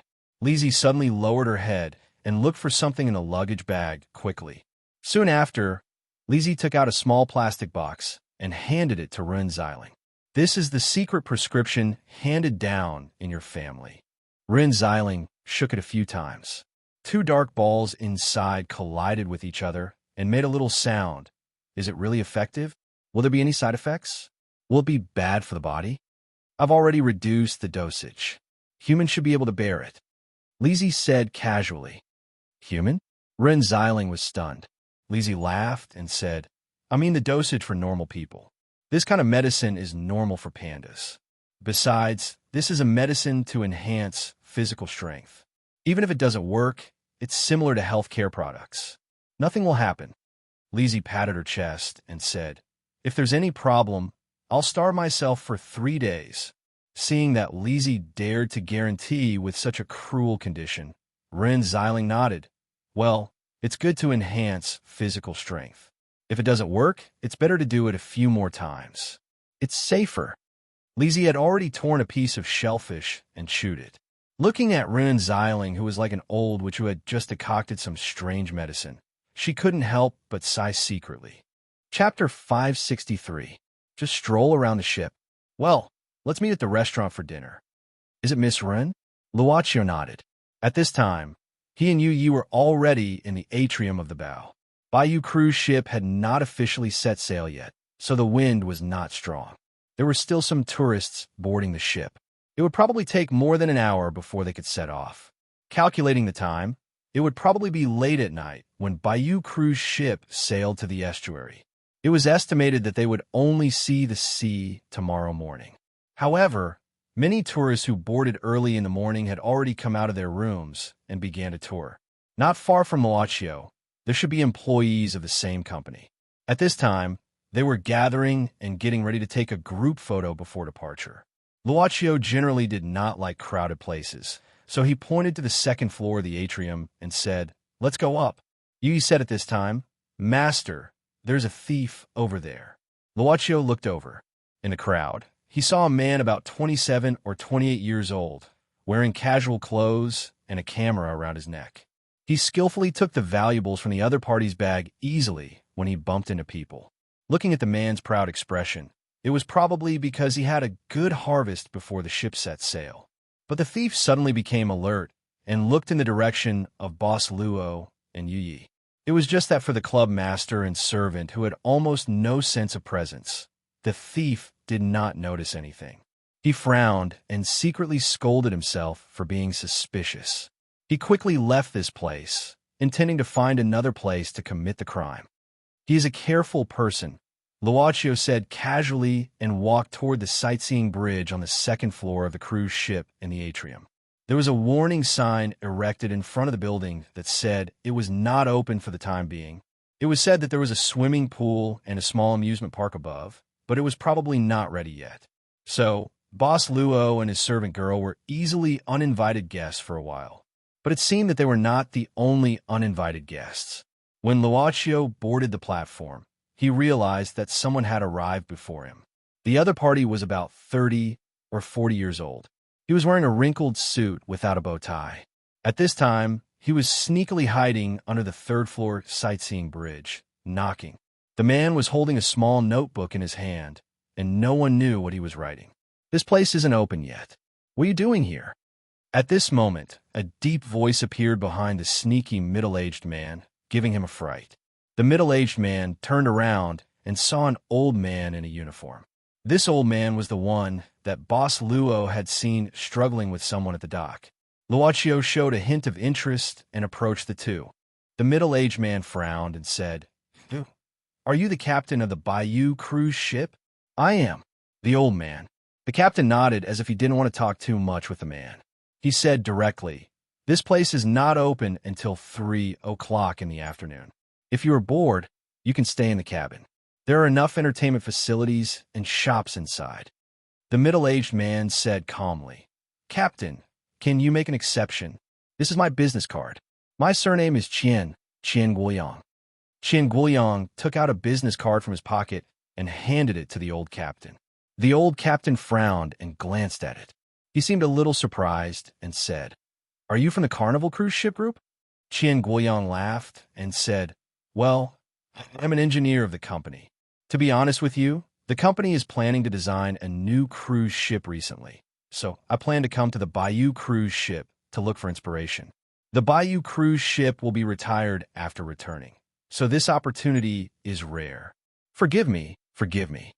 The captain shook his head and said, "Every place has its own rules. If I say that this place is not open, then it is not open. Please leave. If you want to look for inspiration, you don't need to wait for a while." Qian Guoyang still smiled and said, "Captain, this Bayou cruise ship is also imported from our group. It is produced by our group. You see, can't you make an exception?" The old captain said coldly, "So what if it is produced by you? The Bayou cruise ship has been sold to our company long ago. It is now our company's private property. I asked you to leave immediately. Do you hear me? Captain, your company and our company have been cooperating for a long time. This is not good, right? Do you want me to call someone and ask you to go down?" The old captain said heavily. Qian Guoyang saw that he could not be stubborn, so he gave in and said, Okay, I will come back later. There is no need to make everyone look bad." With that said, Qian Guoyang put the notebook into the bag and turned away from the old captain's gaze. However, he snorted softly and muttered, "Old thing, you don't know what's good for you." When the old captain saw Qian Guoyang walking down, he breathed a sigh of relief. However, he took a mop from the side and wiped the traces left by Qian Guoyang's shoes on the deck when he left. However, it did not take long for the old captain to be full of cold sweat, and his lips were a little purple. The old captain took a few deep breaths and sighed again. He sat down and looked ahead in a daze. He said desolately, "The old man and the machine are broken. I can't do it anymore." After a long time, the old captain stood up, patted the place where he was sitting, and walked into the Bayou cruise ship from there. "Master, if this captain goes to sea, I am afraid it will be a little difficult." Yu Ye's blue eyes flashed with a faint light. She whispered beside Luoqiu, "As for this Qian Guoyang, he was lying just now. It doesn't seem like he is looking for inspiration. It seems like he is looking for something." Luoqiu came to the place where the old captain was sitting. He reached out and touched the place where the old captain patted, and suddenly said, "Let's wait and see first. Although we will know immediately after buying the information, there will be less of a sense of mystery." Yi nodded. Bayou cruise ship had officially set sail. When it was time for the meal, Ren Xiling and Li Zi also came to the restaurant together. They found that Luoqiu and Yi had already arrived first and took a seat. "Aren't you hungry? Since you are here first, just order something to eat. It is a buffet anyway." Ren Xiling looked at the two guys sitting at an empty table and could not help but be surprised. "I'm not hungry. Let's wait for Uncle Ma to come." Luoqiu said indifferently, "Old Ma, I think he's going to be tortured to death. Your aunt is dragging him everywhere. Let's not talk about it. I'm so thirsty. I'll go get some drinks." Ren Xiling said and walked quickly to the drinks area. Li Zi sat down and looked at Ren Xiling's back. "Sister Ren, chance." After Ren Xiling came to the drinks area, she quietly turned her head and saw that Luoqiu and you were watching the performance of the foreign singer invited by the restaurant at this time. She suddenly showed a sinister smile. She took out a small box from the bag and kissed the box gently. Medicine, whether I can have a grandson or not depends on you. You have to be intelligent. Bodhisattva bless, Bodhisattva bless." She was like an Annie who was devoutly worshipping Guanyin in front of the temple. Annie Ren took out a small ball from the box at this time. Then she crushed it and poured it into a glass of watermelon juice. She then shook it like she was performing a ritual. Well, as Li Zi said, there is no strange taste. After a while, Ren Xiling came back with 4 drinks on a tray. Like a waiter, she gave Li Zi a cup. "Li Zi, this cup of papaya fresh milk is for you." Li Zi silently looked down at her chest and took it silently. What could she do? She was also desperate. "Yi, come. This is the strawberry milkshake I specially made for you." "Thank you." The servant girl took it with both hands. "Boy, don't say that I'm not good to you. freshly squeezed watermelon juice. Thank me. Ren Xiling picked up the cup and gave it to Luochio. Unexpectedly, before the cup was put down, a hand directly took it from Ren Xiling's hand directly. Ah, after a day of shopping, I'm thirsty. Watermelon juice, I like it. The person who came was Officer Mahoud. He saw that he drank up the watermelon juice without saying anything. At last, he licked his lips and said, Xiling, do you have any more? It tastes good. Why do you look a bit strange? Ren Xiling said to Sir Ma in a low voice with gnashing teeth. Mahoud, I, and you. Force. No. 2. Stand. What? Chapter 564. She put barbecued meat with 3 times more chili sauce, Arctic shellfish sushi with more wasabi than rice, fried noodles with the same color as charcoal. Plates of delicacies were neatly placed in front of Sir Ma by a sub-editor run in the name of filial piety. This made Sir Ma feel uncomfortable. He quietly pulled his wife and whispered in her ear, Wife, how did I offend this lady today? I don't know. Why don't you eat some? I brought Baoji pills. It should be fine. Mahoud swallowed his saliva. Will I die? Will I die? Will I really die? So, Officer Ma suddenly shuddered and drank a mouthful of clear water. He locked the door of life on Luochio and laughed. By the way, Luochio, you have also been shopping for the whole afternoon. How do you feel about Bayou cruise ship? It's a bit old, but it's not bad, right? Not bad. Luochio stopped eating the sashimi that Yi brought back. I also encountered some interesting things. Mahoud looked at Ren Xiling, putting a plate of oysters in front of him again. He felt incredible that these oysters were actually normal, but he didn't feel happy too early. Instead, he sniffed carefully. Well, there's no unusual smell. It looks very fresh. It's edible. Sir Ma couldn't wait to drip lemon juice on it. He immediately swallowed a mouthful and was very satisfied. He praised this oyster is good. I'll eat this. Eat more. It's nourishing. Ren Xiling smiled and sat down elegantly. Lizzie moved her lips as if she wanted to remind Rinpochian of something. However, when she saw that Sister Run was not as reserved as she used to be, she immediately dismissed the idea. She could only swallow the words that she wanted to say back in her stomach. Sister Run, if he eats so many oysters, can this Officer Ma bear it? By the way, there has always been a legend about this Bayou cruise. Mahoud looked at everyone while chewing an oyster. Luochio's interest was piqued. Is there any legend? Ren Xiling also strained her ears to listen to the conversation. Sir Ma saw that he had attracted everyone's attention, so he cleared his throat. Like a storyteller, he widened his eyes mysteriously and lowered his voice. Let me tell you, there's a treasure hidden on this Bayou cruise ship. Treasure. Lizzie blinked her eyes and cried out in surprise. Sir Ma quickly made a silent gesture, then nodded heavily and said, At that time, our country's technology was not up to par. This Bayou cruise ship was imported from abroad. I heard that when this Bayou cruise ship was built, someone secretly hid a treasure in it. And then, Ren Xiling suddenly became uninterested. Mahoud shrugged and said, Then for so many years, people have been tirelessly boarding the ship to see if they can find this treasure. It's just that for so many years, I haven't heard that the treasure has been found. Lizzie shook her head and said with disappointment, For so many years, it has to be repaired every year. Even a cockroach can't hide it. If there was a treasure, would it still be here? Besides, when this ship was delivered, would the shipyard still send it over knowing that there was a treasure? It's probably a gimmick or something like that. Ren Xiling shrugged and said, At that time, how many people could afford such a thing as a star-class cruise ship? How could it attract people to board the ship without a gimmick? Ha, I'm just telling this story. Mahoud was no longer mysterious. That's right. This is probably really just a gimmick because the original production company has clarified that the cruise ship was checked again and again when it was delivered, so it is impossible for such a thing to happen. This legend was actually spread shortly after the Bayou cruise ship was officially used. In the beginning, because of this rumor, the Bayou cruise ship was popular for a while. Not only that, but the staff on the ship was also not easy to recruit, but because of this matter, Many people were very enthusiastic about the interview. Later, over time, everyone knew what was going on, and later it was not mentioned.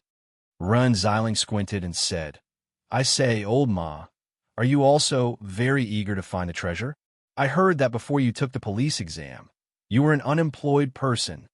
Bah, with my IQ, would I be the kind of person who wants to interview for a repairman because of a story that is a lie at first glance?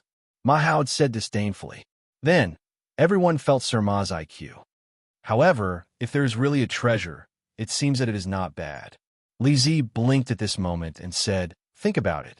On the vast and boundless sea, those treasure hunters who came to find the treasure launched a fierce battle on the cruise ship. All kinds of tricks emerged one after another. Isn't it very exciting and romantic?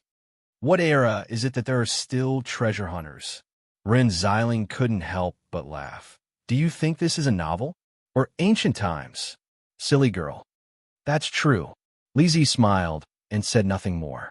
She began to eat the delicacies in front of her with relish. Ren Xiling suddenly stood up and said, Luochio, I'm going to get something. Have you finished your water? I'll get you something to drink. What do you want to drink? I'm not thirsty. Boss Luo shook his head. You drink your own. Ren Xiling shrugged and turned around, but she clenched her fist and almost went crazy. Old ma, do you want another plate of oysters? Oh, okay. I seem to still be able to eat. If I don't eat you to death, I will write my name upside down. Bayou cruise ship at the bottom of the cabin, in the cabin where unauthorized personnel were not allowed to enter. A figure sneaked in carefully all the way, writing something with a small notebook in his hand. But at this time, he heard the sound of footsteps, so he quickly climbed up the pipe, lay flat, and held his breath. Below, 2 crew members were walking through the network of channels. Do you have any arrangements after returning the day after tomorrow? A crew member asked. Well, I have an appointment with my girlfriend. We are going to the flourishing Lotus Gymnasium to watch Singer! Another crew member laughed. Well, this program has been very popular recently. There's a band called something, right? Again, let me tell you, my girlfriend is their crazy fan, although I feel that it is okay. Women are emotional creatures. The voices of the 2 crew members talking had gradually faded away. He, who was hiding on the pipe, turned over at this time. This was the middle-aged man who claimed to be an engineer of the Bayou Cruise Ship Production Company, Qian Guoyang. Qian Guoyang frowned and looked around, then stared at one of the pages in his small notebook. He frowned and muttered to himself, the data here doesn't match. Where the hell is this place? But at this moment, Qian Guoyang frowned. He saw a figure flashing from the side. The figure seemed to have noticed Qian Guoyang's gaze and ran away all of a sudden. Qian Guoyang narrowed his eyes and chased after him in an instant. The 2 chased in the engine room for a while, but they skillfully avoided the surveillance cameras in the engine room. You can't get away. Qian Guoyang suddenly shouted in a deep voice. He saw a locked iron door in front of him, and there was no effective escape route around. The person who was being chased turned around. It was a relatively thin man, but he was wearing a mask, so he couldn't see what he looked like. Don't be nervous, don't be nervous. The man with the mask raised his hands and said in a relaxed tone, I don't mean any harm. I just want to look around. I didn't expect to get lost. Qian Guoyang said indifferently, Is that so? I don't think you look like a tourist. This uncle, the man with the mask chuckled, You don't look like a crew member, right? I don't know what you want to do in this place. Qian Guoyang sneered. Since there is nothing, then let's go our separate ways. The man with the mask shrugged, and then I will go back and finish my meal. Goodbye. The man with the mask walked past Qian Guoyang, then suddenly raised his arm and blocked Qian Guoyang's fist. I knew you would do this. Qian Guoyang missed his attack, so he immediately turned around and kicked. The man with the mask reacted very quickly. He reached out and pressed Qian Guoyang's knee directly. The 2 began to fight hand-to-hand in this narrow place, but it was not like a street gangster fighting, but like 2 boxers fighting indiscriminately in the ring. Who is there over there? Chapter 565. Who's there? Suddenly, a shout interrupted the fight between the 2 men. Qian Guoyang and a masked man were in a stalemate at this time. The two men looked at each other with fear in their eyes. "Uncle, it's not good for us to continue like this. Why don't we calm down and talk about something?" The masked man suddenly said in a relaxed tone. "Are you scared?" Qin Guoyang sneered. "Unfortunately, I never talk to guys of unknown origin." The masked man chuckled. "Uncle, let's not beat around the bush. You're definitely not an ordinary person. You probably came here for something, right? Then who are you?" Qin Guoyang pushed the man to the railing. It seemed that he wanted to push the man under the railing, but the masked man blocked him with his foot. The two were still in a stalemate. "Uncle, you're not denying that you sneaked into the engine room for some personal purpose?" The masked man smiled at this time. "As for me, of course, I'm a tourist, but I have a small side business." Qin Guoyang sneered. "Side business? I'm afraid you're a gentleman on the beam." The masked man laughed. "Uncle, a gentleman standing on the ground is not as free as us on the beam." Qin Guoyang said indifferently. "Thief is good. Catching a thief is better." The masked thief narrowed his eyes. "Uncle, are you sure you can deal with me? If I shout here, you'll be in trouble, right? Since we're all here for money, let's not hurt each other before we see anything, right? If you want to fight, let's wait until we find something, then we'll have a good fight, okay? Why should I believe you? You don't seem to have a choice, right?" The masked man smiled. "If we continue, both of us can't get away." When the crew walked into the engine room with a flashlight, they didn't find anything. The crew shook their heads in confusion and continued to patrol other places. After the crew left, in the darkness, two figures fell down from the pipe above. The moment Qin Guoyang landed, he immediately launched an attack toward the masked man. "Uncle, you're still using this trick?" The masked man seemed to have been prepared and easily blocked Qin Guoyang's attack. Qin Guoyang withdrew his attack and said indifferently, "Let's leave this place first." Qin Guoyang leaned against the railing at the stern deck and lit a cigarette. The masked man, who put his hands in his pockets, stood next to him. After looking at the sea for a while, he suddenly said, "Uncle, you're also here for the treasure of Bayou Cruise, right?" "What treasure?" Qin Guoyang said indifferently. "I don't really understand what you're talking about." "Then what are you looking for in the computer room?" "I'm an engineer. I'm just going to the computer room for reference and to find some inspiration." The masked man said, "Engineer. Being an engineer is good. It's a high-paying job. All right then, you be an engineer, and I'll be a gentleman on the beam. We'll mind our own business. But, Uncle, I have to say this first. If I find something first, don't come after me. Anyway, like you said, you're just an engineer. Goodbye." The masked man turned and left in front of Qin Guoyang. Qin Guoyang threw the cigarette, but on the deck, and stamped it out. Then, he suddenly said, "Wait, come back." The masked man turned around. "Uncle, you have to know, a good horse doesn't go back to the old pasture." Qin Guoyang said indifferently, "We can cooperate, but I have to know what you have on hand." "What about you?" asked the masked man. "Let's talk together." Qin Guoyang shook his head. "I'll count to 3. The masked man nodded. When he counted to 3, Qin Guoyang unbuttoned his clothes and took out a strange pendant that was half the size of a palm from his neck. It looked like a ring-shaped protractor.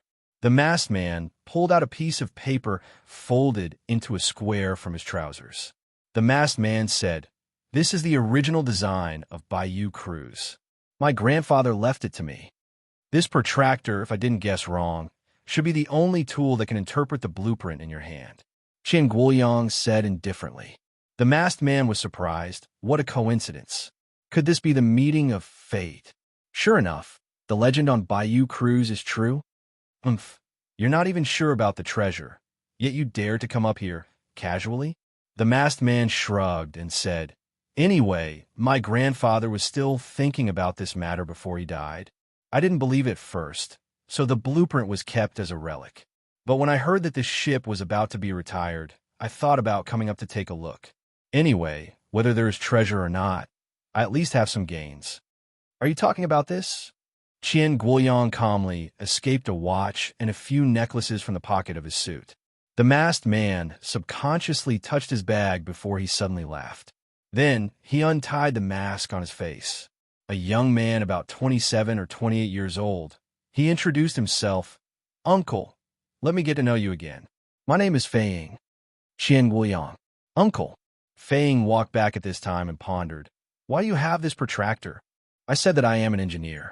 Qian Guiyang said calmly. I found this protractor in the shipyard where Bayou cruise ship was manufactured some time ago. At the same time, there was a message saying that there was something hidden in Bayou cruise ship. I checked all the previous reports of Bayou cruise ship, but I didn't find anything. Seeing that it is about to be retired, if it is dismantled as a whole, I am afraid that even if there is something hidden, it can't be hidden. Fei glanced at Qian Guiyang and smiled calmly. Since it is such a coincidence, and, Uncle, you and I both have key things, it seems that our cooperation is really destined. Shall we find a place to solve this 30-year-old secret? Very good. Qian Guiyang nodded, but put the pendant back into his clothes. The two of them walked into the cabin one after the other. Retracting his gaze from the deck below, this was Boss Luo and the maid who came with him as an excuse to enjoy the sea breeze after dinner. Luochio smiled at this time and said, It is really as Li Zi said. The hunters for the treasure met at sea and launched a battle of mutual deception. I don't know what this treasure will be.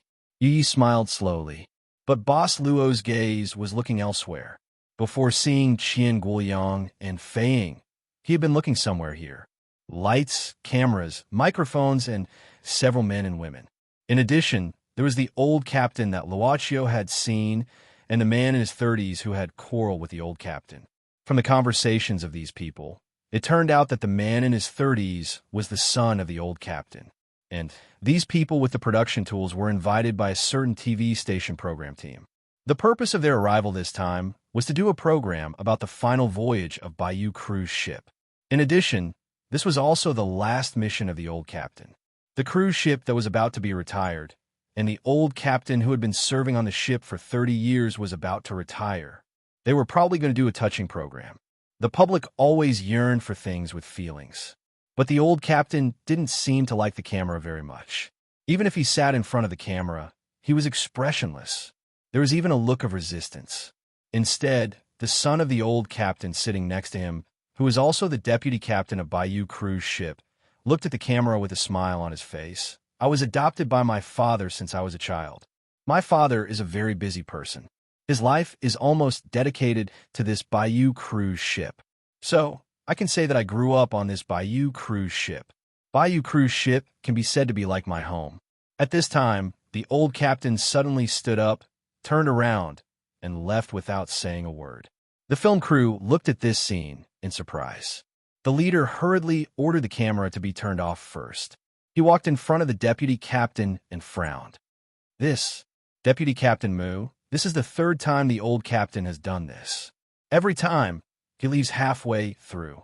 If this continues, it will be difficult for us to continue filming the documentary. Director, it's okay. The man, Deputy Captain Mu, quickly said, My father is old. Sometimes he will throw a little tantrum. How about this? Let's continue tomorrow. I will have a good chat with him tonight. As for you, I have arranged the best suite. Everyone, have a good rest tonight. I hope there will be a good result tomorrow. The director nodded, then led the people to pack up the tools and leave. Chapter 566. The old captain's name was Mu Enli. The deputy captain's name was Mu Qinghai. It was said that when Mu Qinghai was a baby, he was abandoned by someone near the dock. Later, he was met by Mu Enli. Mu Enli, who had been single and unmarried, resolutely adopted the child and named him Mu Qinghai. In addition to being a cruise ship, Bayou cruise ship would also take on some cargo work and long-distance voyages. So Mu Enli simply put Mu Qinghai on the ship to take care of him. Although the father and son had their own properties in the city, as Mu Qinghai said, Bayou cruise ship was his home. In fact, it was not wrong. He grew up on the ship until the age of school. Later, after graduation, he returned to work on Bayou cruise ship again. And because of his excellent work ability, he had been promoted to the position of deputy captain at the age of 30. Taking off the hat on his head, the old Captain Mu Enli put it next to him. Then he took out a stainless steel wine jug from his pocket, unscrewed the lid, and slowly drank alone. This was the highest area that tourists on Bayou cruise ship could use to overlook. Further up was the place that could only be used by the crew. At this time, there was no one around. Moo Inley sat on the bench in front of the guardrail, drinking wine while looking at the pocket watch on his body. He seemed to be a little distracted. "Dad, you are really here." Mu Qinghai came from behind at this time. Mu Inley put away the pocket watch and took another sip without looking back. Mu Qinghai walked to the old captain's side at this time, reached out and grabbed his wine jug. He frowned and said, "The doctor said that you can't drink. Take it back." The old captain stretched out his hand, but Mu Qinghai shook his head. The old captain glared and seemed to be a little drunk. He said with slight anger, "I have been at sea for more than 30 years. I have drunk more wine than you have drunk water. Whether there is anything wrong, I know it myself. When did you become a stubborn old man?" Mu Qinghai sighed and sat down. The old captain snorted softly, turned his body, leaned against the back of the stool, and faced Mu Qinghai with his back. Mu Qinghai said kindly, "Dad, didn't we agree before to record the show properly?" The old captain said, "You were the one who agreed. I didn't. I already said this morning that I won't film this kind of thing. Don't mention what happened this morning. I get angry every time you mention it." Mu Qinghai said helplessly, "Dad, I went overboard with my words this morning. Please calm down." "That's a nice way to put it." Mu Inley muttered, "Don't think that I don't know that you proposed it. Isn't it just to gain merit so that you can be promoted?" Mu Qinghai frowned. "Dad, I'm your son. Don't you want to see me doing well?" Mu Inley was silent for a while, and suddenly said, "Which father is unwilling to see his child do well? I want to see you start a family. I want to see you succeed in your career. I don't want to see you use such a method. Qinghai, you are too impatient. You're only 30 years old, but you're already a vice captain. You'll have plenty of opportunities in the future. You don't have to waste me now." "Dad, how can you say that?" Mu Qinghai disagreed. "You have served on the Bayou cruise ship for 30 years. You are conscientious. Everyone has seen it and respects you. Now that the Bayou cruise ship is retiring and you are about to retire, isn't it good to shoot a documentary so that when you are old and can't walk in the future, you can still watch these memories?" "I can still walk. I have enough to eat and sleep well. Don't worry." "Dad, can't we have a good talk for once?" Mu Qinghai said in a deep voice, "Since I came to work here, think about it. Didn't we quarrel every time? I know that public and private matters should be separated. On the ship, you and I have a superior and subordinate relationship. This is understandable. But I never thought of relying on your relationship. After I boarded the ship, I started from the lowest level of waiter. Until now, I have relied on my own ability. You are indeed a very competent vice captain." Mu Inley shook his head and said indifferently, "But you are not qualified to be a captain. You always refuse to acknowledge me." Mu Qinghai squeezed his fists.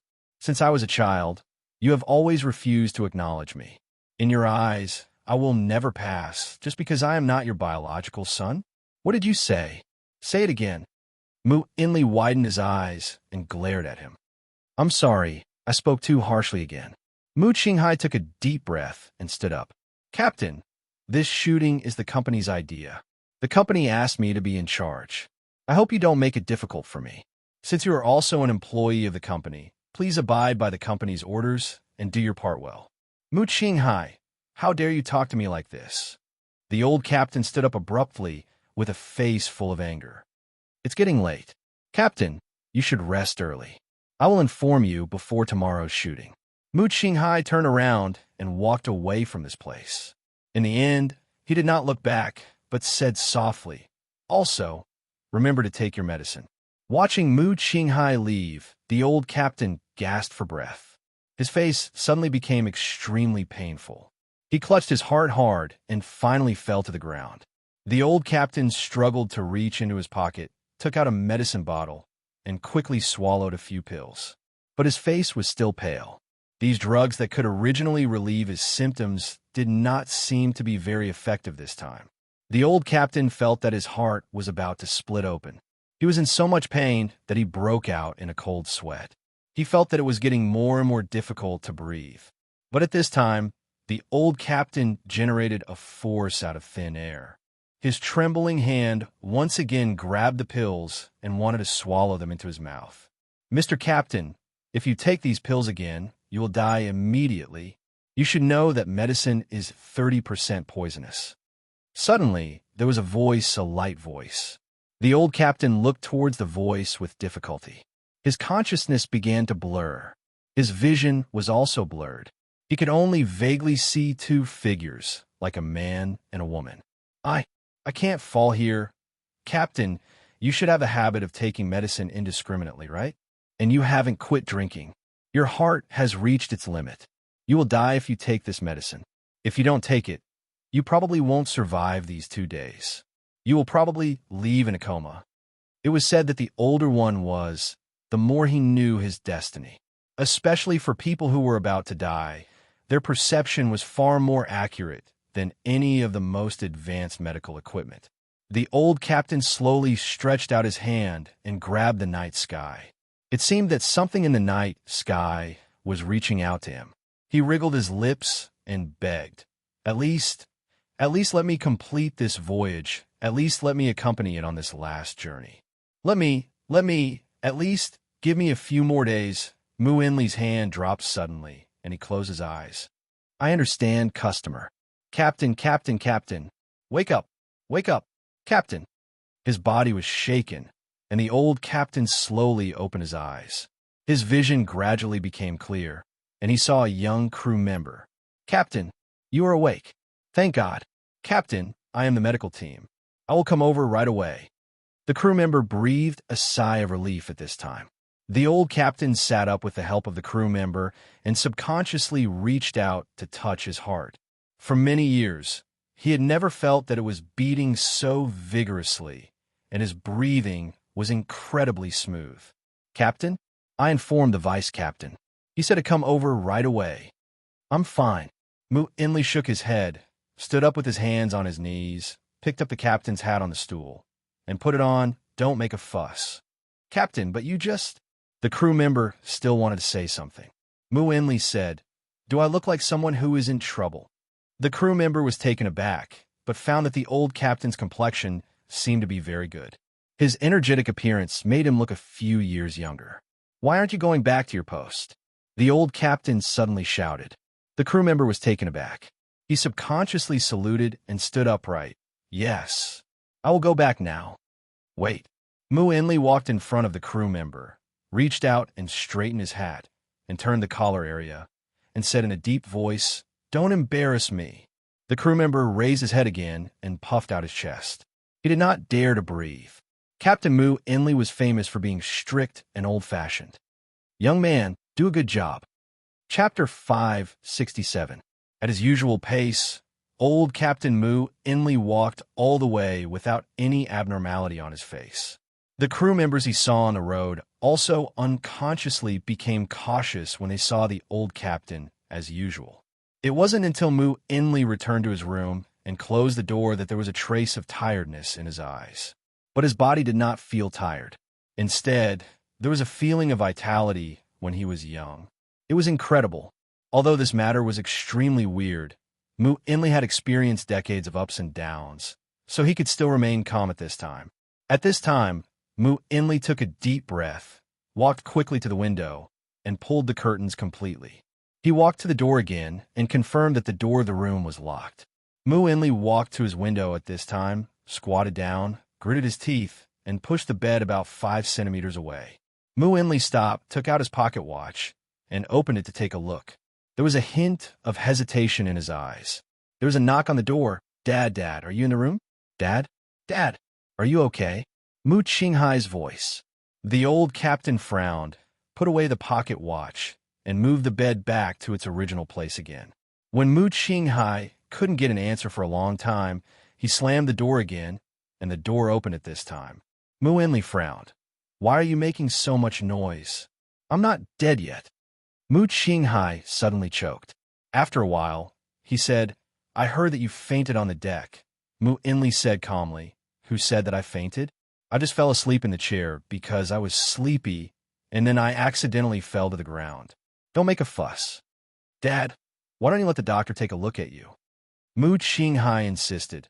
It's not troublesome to ask the doctor to come over anyway. No need. I know my own business, Mu Inli said, and was about to close the door. Dad, can you listen to me for once? Mu Qinghai reached out to hold the door and raised his voice a little. I want to rest. If I don't rest now, how can I deal with those troublesome guys with cameras tomorrow? Mu Inli snorted coldly. Mu Qinghai was taken aback for a moment. While he was in a daze, Mu Inli had already closed the door. Fortunately, Mu Qinghai's palm was not clamped. Mu Qinghai frowned. Listening to his father's tone, it seemed that he really agreed this time. He grew up with Mu Inli, so he knew Mu Inli's temperament very well. If he didn't really agree, he wouldn't say such words at all. Dad, thank you, Mu Qinghai said softly outside the door. After pausing for a while, his footsteps became slightly lighter and he left. In the room, the old captain did not move his bed this time. Instead, he pulled open the curtains and lay on the bed without changing his clothes. He held his pocket watch with both hands and slowly fell asleep. Qin Guoyang said that he needed to use the protractor and some other tools, but these tools were in his room. Fei Ying did not say anything and directly agreed to Qin Guoyang's request.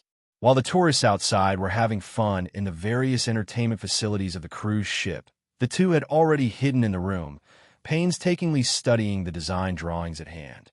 Qin Guoyang spread out the drawings in Fei Ying's hand and put them on the bed. Then, he took out a pile of blueprint from his suitcase and quickly flipped through and compared them. Bayou cruise ship has undergone a total of 3 major changes, but the important places have not changed. Here, and here. Looking at Qin Guoyang's serious face, Fei Ying looked at the layout of the room very leisurely. He even took out a bottle of beer from the refrigerator and leaned against the headboard to drink and watch. Qin Guoyang frowned and said, "Can you do something too?" Fei Ying shrugged and said, "Uncle, I'm sorry. I'm illiterate. I didn't graduate from elementary school. I don't know anything about these things. Anyway, as long as you find the right position, we can combine our strengths. Isn't it easy to take it away?" Qin Guoyang sneered and said, "You don't have to do anything. Just provide a design drawing and enjoy the fruits of others' labor. It's really the nature of a thief." Fei Ying burped and showed a smirk on his face. "You're really a thief." Qin Guoyang made a dissatisfied mutter and then snorted coldly. "Don't really want to do nothing. I'm thirsty too. Be smart." Okay. Fei Ying shrugged and stood up. He said with a big tongue, "I'm serving you now. First, what do you want?" "Pour me a glass of water." Qin Guoyang snorted again. Fei Ying blinked and said, "Okay." Fei Ying walked past Qin Guoyang and walked to the table where the kettle was placed. He didn't take 2 steps before Fei Ying suddenly squatted down. At the same time, Qin Guoyang's arm swept across Fei Ying's forehead dangerously. Fei Ying stepped back and kicked toward Qin Guoyang's abdomen. Qin Guoyang's reaction was also fast enough. As soon as he withdrew his abdomen, his whole body was like a bowing leopard. He instantly took 2 steps back.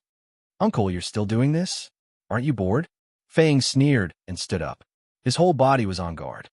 "I've been attacked by the old guy at home since I was a child. It's child's play. Ordinary thieves don't have your vigilance." Qin Guoyang said indifferently, "It seems that you're not an ordinary thief. You flatter me. I'm just SOSO. Fei Ying pursed his mouth, but his eyes looked at the drawings and protractors placed on the bed. He suddenly reached out and grabbed the drawings and protractors. Qin Guoyang looked at Fei Ying like this, but he didn't move at all. It was as if he acquiesced to Fei Ying's action. "Uncle, since you're not sincere, then let's do it alone." Fei Ying raised the lute in his hand and smiled evilly. "Oh no, I'm doing it alone." Fei Ying only spoke half his words. Then he shook his head heavily. His figure staggered a little, and his vision suddenly became a little blurred. What are you doing?" Qin Guoyang walked to the front of Fei Ying and gave a hook to Fei Ying, whose body was soft and had no resistance. He sneered, "Good training. But didn't your family tell you not to enter a stranger's room casually?" Looking at the motionless and unconscious Fei Ying, Qin Guoyang directly tied him to the stool with dead knots. At the same time, he also took out all the small tools on Fei Ying's body one by one. Then, Qian Guoyang walked to the desk lamp and twisted out a small piece of paper from the light bulb inside. This was the real culprit that caused Fei Ying to pass out. It was a product made with a special technology. When heated, it could emit a colorless and odorless substance in the air. After doing all this, Qian Guoyang picked up the drawings and protractors, locked the door, and walked alone in the corridor of the cabin, gradually going deep. One night passed. Luoqiu opened the door of the room. Everyone agreed on a time to gather for breakfast. But when the door was opened, Boss Luo saw sub-editor Ren almost sticking to him. Perhaps before the door was opened, this Ani Run was sticking to the door of the room. "What are you doing?" Luoqiu asked indifferently. "Calling the bed." "No, calling you to get up." Ren Xiling pushed Luoqiu away forcefully, walked into the room unceremoniously, and said with a smile, "Yu Yi, did you sleep well last night?" "Pretty good. It was very quiet." Yu Yi smiled slightly. The servant girl had already dressed neatly and stood at the window position. She seemed to be looking at the sea just now. Ren Xiling glanced at the bed, then sat directly in front of the table, but her eyes sneakily glanced at the garbage bin under the table. F*CK. It's so clean, there's nothing? No, if there is no chromosome container, is it a medium X? So Auntie Rin suddenly asked with a smile, "I say, did you two sleep very late last night?" "No," Yu Yi said softly. "I was tired after coming back, so I lay down to rest." Auntie Rin didn't give up and approached Yu Yi, whispering in her ear, "You really didn't do anything? Do you want to do anything?" Yu Yi replied softly, "Auntie Run." Ren Xiling was crying in her heart, suddenly yelling, "Ma Haud, get up, breakfast." She yelled all the way from Luoqiu's room to Sirma's room and vigorously knocked on the door of the room. Sirma's wife seemed to be particularly beautiful today. "Xiling, good morning." "Sister-in-law, good morning." Ren Xiling nodded. "Where's old Ma?" Mrs. Ma suddenly blushed and stammered, "Old Ma. He hasn't woken up yet, but don't worry about him. Let's eat. I'll bring him something when I come back." Looking at Ren Xiling's suspicious look, Mrs. Ma was also very embarrassed. She couldn't say that last night. Ma Haud suddenly shouted, "Wife, I can't seem to control myself." Chapter 568. Captain Mu Enli, in your 30-year voyage with Bayou cruise ship, what is the most memorable thing for you? The director asked. The old captain in front of the camera looked at the sea level at this time. Mu Enli's white beard was very hard, and the sea breeze could not move it. But his gray hair was very soft, and it was messed up when the wind blew. The old captain did not answer, as if he was lost in thought. But the director did not have any dissatisfaction this time. This kind of old man's yearning was really a good shot. He would not mind how long the old captain pondered. At most, some time would be cut off in the later stage. But the longer the old captain was silent, the better the emotions brewing would be. "Don't miss a shot," the director whispered to the cameraman. During the day, at 9 o'clock in the morning, the sunlight was not hot. But many tourists had come to the deck to play and take photos. Not far away, Ren Xiling put her hand on her eyes and said, "It seems that they're shooting a documentary or something over there, right? I remember this director. Sister Run, do you know him? Do you want to go over and say hello?" Ren Xiling shook her head. "I just did an interview. He's almost like a stranger. I'm not interested, and this old guy is actually a pervert. Sigh, let's not talk about this nonsense. Li Zi, I feel like I'm already a cripple now." Li Zi patted Annie Ren's head comfortingly. She always felt that the real cripple was Sir Ma. Her gaze shifted and looked at a pitiful figure. She saw that Ma Haud had already woken up. He was now holding his back with one hand and holding the steel plate of the cabin with the other. He was trembling step by step in a manner similar to crawling. His legs were shaking as he moved forward. He could still wake up. Sure enough, it was the spirit of the police that supported him. Li Zi quietly stuck out her tongue. Everyone was in an open-air restaurant on the deck at this time. Yu Yi came to Luoqiu with a light red drink from the buffet area and whispered, "Master, I found a few good cocktails that can replenish physical strength. Let Officer Ma drink it." Boss Luo never doubted the quality of Miss Mate's products. After Ma Haud sat down with difficulty, Luocho handed it to him. I heard that drinking alcohol in the morning can refresh your mind. Try this. All right. Ma Haud still felt a little weak.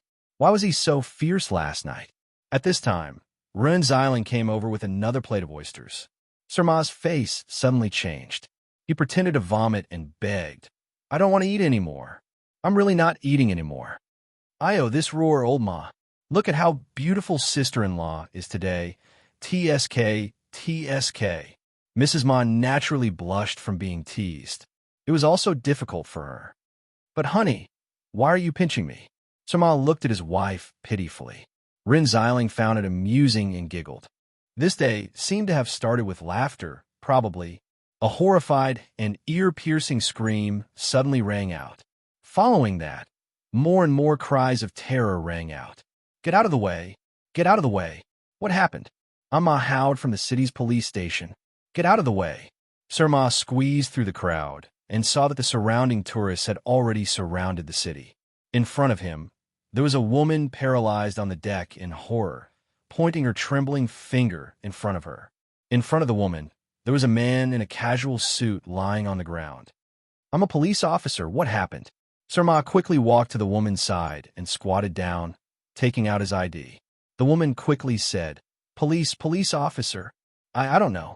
I just said that I want to go back to my room to get something, but when I came to the stairs, I saw this man coming out. There was a fruit knife in his chest, and his whole body was covered in blood. Then, he just climbed up and fell. Ma Haud nodded. At the same time, he frowned and walked to the fallen man's side. He reached out and pushed the man, then checked his breath and pulse. His face sank all of a sudden. Old Ma, how is this guy? Ma Haud raised his head with a solemn expression. He's dead. At this time, the crew on the ship also arrived. On the other side of the crowd, Mu Inley and his group, who were shooting a documentary, also arrived at the same time. The tourists were temporarily alienated from this area, but there were still many people who secretly took photos with their mobile phones in the distance.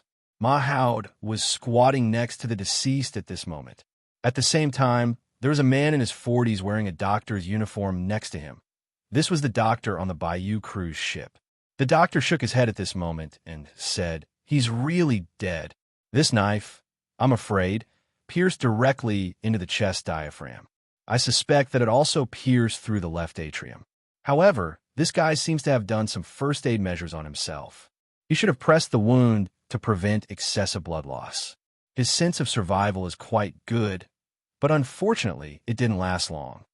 After that, the doctor looked at Ma Haud and said, Officer Ma, I can only judge this. I'm afraid that a more professional examination will require official forensic personnel. Ma Haud nodded. He didn't believe that this doctor only knew so much. However, he thought that this guy probably didn't want to get into trouble. He could only come here because of his temporary request. Sir Ma took a pair of rubber gloves from the doctor's hand and then began to search the man's body. However, Ma Haud did not find anything useful, such as a wallet, ID card, mobile phone, and the like. There were no accessories on the body, but he found a business card from the man's body. Ma Haud glanced at it and muttered, Qian Guoyang? Engineer? Sir Ma pondered for a while before standing up. Excuse me, who is the person in charge of this Bayou cruise ship? I am the captain of Bayou cruise ship. Mu Inley walked in front of Ma Haud and glanced at the deceased Qian Guoyang on the ground. His expression was dignified. Officer Ma, right? May I ask how I can help you?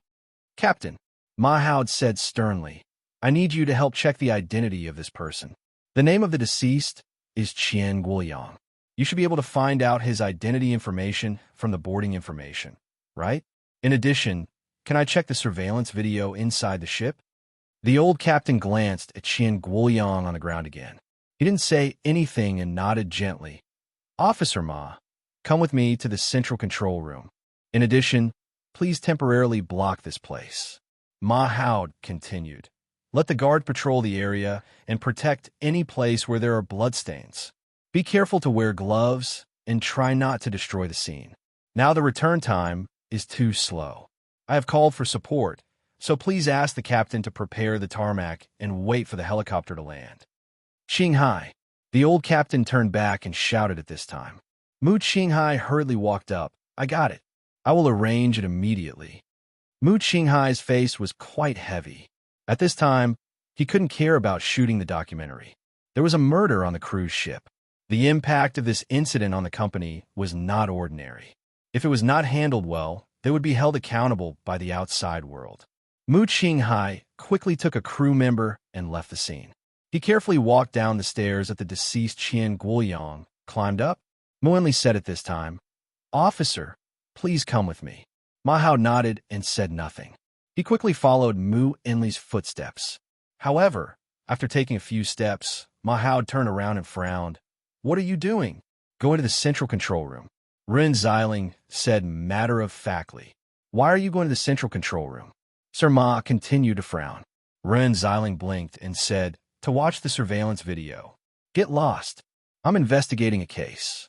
Do you think I'm going to play? Ma Hao quickly waved his hand as if he was driving a stray dog and said, I don't know what kind of person a murderer is. It's very dangerous here. You all quickly go back to the room and hide. Okay. Ren Xiling nodded. Sir Ma, who was about to say something, was stunned at this moment. What the hell? It was the first time he saw this lady being so obedient. You really won't do anything secretly? Ma Hao asked suspiciously. Ren Xiling shrugged and said, this ship is so big. What can I do? You go quickly. Let's take sister-in-law back to the room. Old Ma, do your best. Oh, thank you so much. Ma Hao nodded subconsciously. This lady has been cultivating her mind and temperament recently. She is sensible. Do your best. Ren Xiling waved her hand at Ma Hao's back and encouraged him loudly. After Sir Ma had walked into the ship, sub-editor Ren sneered disdainfully, damn. Lizzie, let's... Hey, where are my Luochio and Yuyi? Lizzie blinked and said, Luochio and Yuyi went back with your sister-in-law when you were talking to Sir Ma. Chapter 569. In the surveillance video, it was just that the man named Qian Guoyang suddenly appeared in front of the camera. At this time, he had been fatally injured. He could only hold the wall while walking towards the stairs on the upper deck. Strange. Is this the only one? Sir Ma frowned here. Mu Enli ordered calmly, look for it again. The employee in charge of the monitoring station quickly turned on all the screens and replayed all the time periods. Finally, the employee said helplessly, Captain, I can't find it. There's only this one. Ma Hao walked back and forth here. It can't be just this one. If you can't find it, there are only two possibilities. Officer Ma, what are the two possibilities? Asked Mu Enli. Sir Ma stopped and said, one is that someone has quietly altered these videos, but this should be impossible. We came here immediately after the accident. The murderer should not be faster than us. Apart from us, has anyone else come here? The old captain suddenly asked the people in the monitoring room at this time. Everyone shook their heads. Ma Hao said, then there is only one possibility left. The deceased, Qian Guoyang, has the ability to hide from those surveillance cameras. This is impossible, right? These surveillance cameras were only installed 2 years ago. There are almost no blind spots. The employee said, subconsciously. Sir Ma nodded and said, yes, the coverage of these cameras is wide enough. It is not easy to hide from them, especially when this guy is about to die.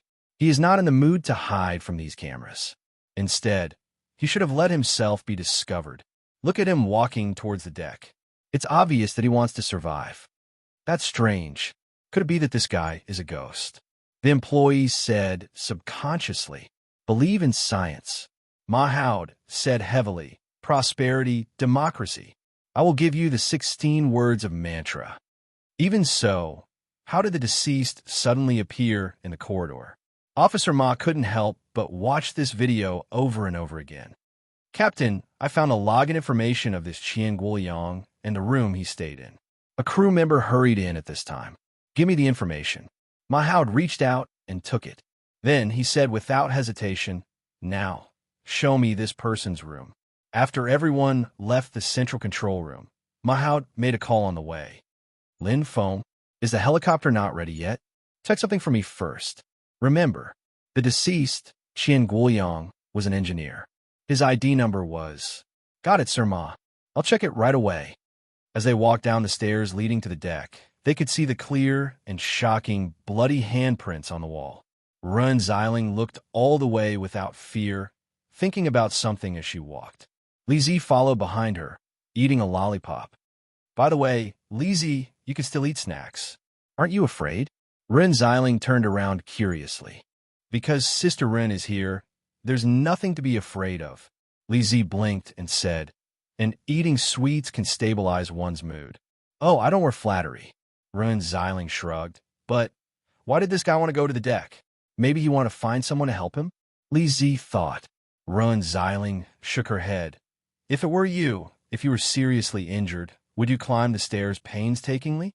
Wouldn't it be faster to call for help? Didn't Officer Ma just check that there was nothing on the deceased body? Ren Xiling nodded.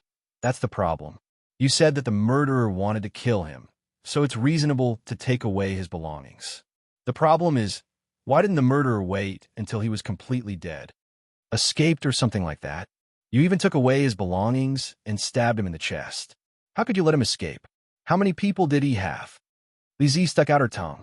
At this time, a crew member suddenly appeared and shouted, You, what are you doing here? This place is blocked. Please leave. This is not a sightseeing place.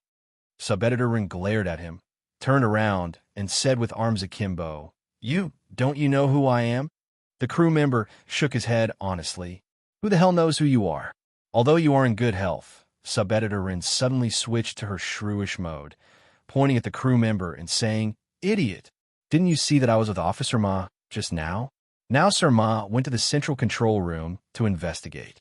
Of course, we have to stay here to investigate the scene. Do you want to interfere with our work? The crew member was shocked and quickly stood up. Sorry. My eyesight is not good. Please. Just tell me if you have any orders. So Sub-editor Rin looked at the crew member and said, You go and tell your colleagues to guard nearby and don't let irrelevant people enter. I know. I'll go now. Seeing the crew member walking away, Ren Xiling turned around and made a victory gesture to Lizzie. As long as you are happy. Lizzie was still eating her lollipop silently.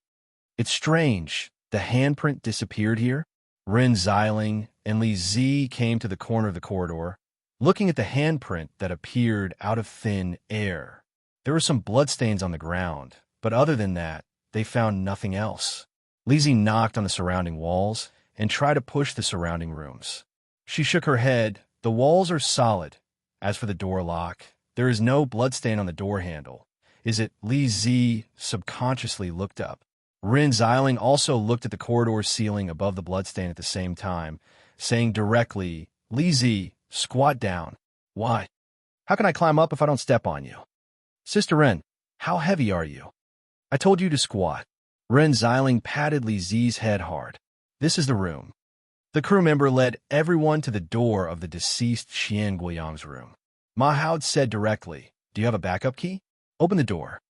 The crew member nodded quickly and took out the backup key to open the door. When he really wanted to push the door open, he was stopped by Ma Hao. You stand on both sides. Officer Ma also stuck to the side of the door. First, he gently pushed the door open a little. After a while, he opened the door vigorously.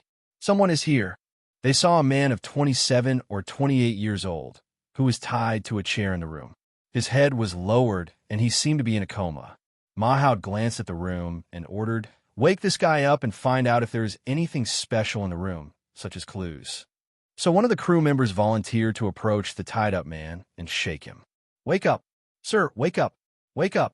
Officer Ma, it seems that I can't wake him up. Ma Hao rolled his eyes. It would be strange if someone like you could wake him up. Let me do it. Sir Ma filled a cup with water and walked to the front of the man. Everyone looked at the police officer. Ma Hao suddenly said, All of you, turn around and don't look at anything. Everyone looked at the old captain subconsciously, only to see the old captain shake his head and turn around automatically.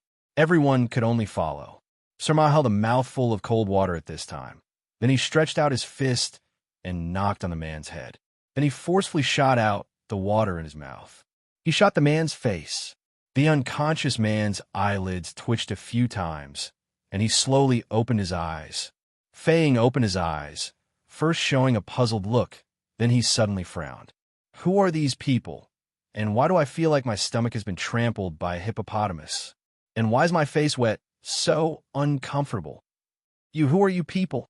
Fang looked at the people in front of him with a look of horror. What do you want to do to me? Why did you tie me up? Mahout had seen this kind of face many times. When he was about to ask, the phone rang. It was a call from Lin Phone. Sir Ma, I found the person you asked me to find, Qian Guoyang. His identity, occupation, and company all match. But this Qian Guoyang is now in Australia. I just contacted him. He's not dead at all. Chapter 570. Mrs. Ma's face was a little pale, but after drinking the gentle milk that Yi poured for her, she seemed to look better. As an older person, she was naturally frightened when she saw such an impactful scene on the deck. Do you feel better? Luochio asked softly. I'm a little scared. Mrs. Ma rubbed her forehead and shook her head. I didn't expect it to be so scary. I don't know who did it. It's so cruel. With that said, Mrs. Ma took off the prayer beads in her hand. She clasped the beads with her fingers and began to recite a few lines of Heart Sutra. Luochio knew that Mrs. Ma began to believe in Buddhism early on, but she was not a real believer. It was a way to cultivate her mind, but the effect seemed to be much more effective than a glass of milk. Mrs. Ma smiled at this time and said, Luochio, I'm fine. Don't worry about me. Want to be boring to accompany me here? With that said, Mrs. Ma glanced at Yi behind Boss Luo. It meant that Boss Luo should accompany her. Luochio shook his head and said, It doesn't matter. Anyway, the atmosphere on the ship probably isn't very good now. Murder scene. Most of the tourists on the cruise ship probably have some resistance in their hearts, right? On the way back, they calmed down a lot. Many people chose to return to their rooms and hide. There were even a small number of people who had already gone to the cruise ship staff to make a fuss. Mrs. Ma suddenly looked at Yi and said, Yi, right? Mrs. Ma, is there anything I can help you with? The servant girl responded with a smile. Mrs. Ma was taken aback, then apologized. I want to have a few words with Luochio. Can you wait for a while? The servant girl nodded and said softly, Then I'll go back and tidy up the room first. Call me if you need anything. With that said, Yi opened the door of the room. Before leaving, she bowed to the two again before gently closing the door. The action was so soft that only a slight click of the door lock could be heard. She actually called me Madam. I really can't think of an ordinary girl with such upbringing. Madame Ma sighed at this time and said, She's like a real young lady. I always feel a little pressured. Luochio had also considered this problem before, but this seemed to be the simplest thing Yi could do. She lives a more meticulous life. Mrs. Ma smiled slowly and suddenly patted the back of Luochio's hand.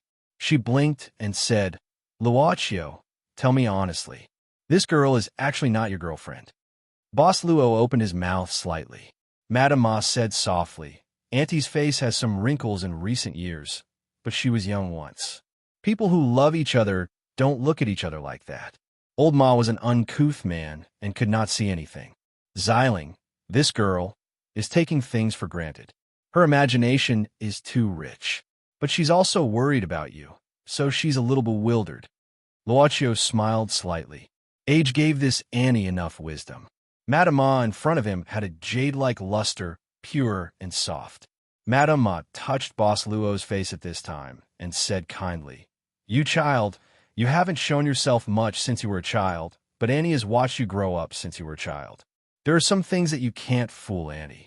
Did something happen to you recently? No, Luochio said slowly. I'm still me for the time being. For the time being? Madame Ma was taken aback, but she shook her head and did not ask further. Okay, if you say no, then no. Annie believes that if it's you, there must be no problem. After all, you are Lao Luo's child. However, if you have something to talk to someone about, you can come to Annie. Your Uncle Ma's brothers, except for Yi Yin, all have families and careers, and you are the first to be born. Old Ma didn't say it, but I know that he has long regarded you as his own son in his heart, and so does Andy. So, no matter what happens, you must remember that you still have us behind you. Luochio subconsciously grabbed Madame Ma's hand, felt the warmth of Madame Ma's palm on his face, closed his eyes, and whispered after a while, I will. Good child. Madame Ma patted Luacio's forehead dotingly, then blinked and said, "But Yi, this girl is really good. Although I don't know what your relationship is. Are you really not going to consider it?" Luacio let go of Madame Ma's hand and said softly, "Auntie, can you not tell others for the time being?" Madame Ma nodded. The child she had watched grow up was not even 21 years old. She believed that his future was still very exciting. She also knew that young people needed to experience more before they could truly mature. So she agreed. Luacio stood up and said softly, "Auntie, you will live a long life. You child, sometimes you have a sweet mouth." Madame Ma chuckled, thinking that this was Luacio's coaxing words. "Okay, Annie wants to read the Heart Sutra for a while. You can go out. Don't let Yi, a girl, wait for you for so long. After all, no matter how well-cultivated a girl is, there will be times when she is unhappy. It's time for dinner. I'll bring you something to eat." Luacio nodded, opened the door, and left. "Officer, I have said many times, I really don't know anything. I was walking in the corridor when I was suddenly knocked out. When I woke up, I saw you." Fei Ying looked at the expressionless Ma Haod and said helplessly, "I really don't know who Qian Guoyang is, let alone how he died. You also saw that I was tied up in the room. What can I do? I also want to know why this dead guy caught me." "Officer, I have eaten more salt than you have eaten sugar. You said that this matter has nothing to do with you. Who are you lying to?" Ma Haod sneered. "You'd better tell the truth. If you don't, I can let you stay in the detention center for as long as you like." Fei Ying frowned and said, "Officer, are you threatening me? No matter what, I'm still a victim. I can report you for abusing your power at any time. Whatever. Anyway, there's so many reports on my desk that I can use them to boil soup. You're not the only one." Sir Ma said indifferently, "And you appeared in the deceased's room in full view of everyone. If you don't tell the truth, the court will decide what to do." Just as he said this, a crew member hurried over and said quickly, "Officer Ma, we found a lot of jewelry in this man's room. Some of them seem to be stolen by tourists on the cruise ship." Fei Ying's face suddenly changed slightly. Sir Ma sneered directly. "It seems that you don't need to be a suspect. You can go to the prison for a visit just because of theft." Fei Ying shook his body quickly. He was still tied to the stool.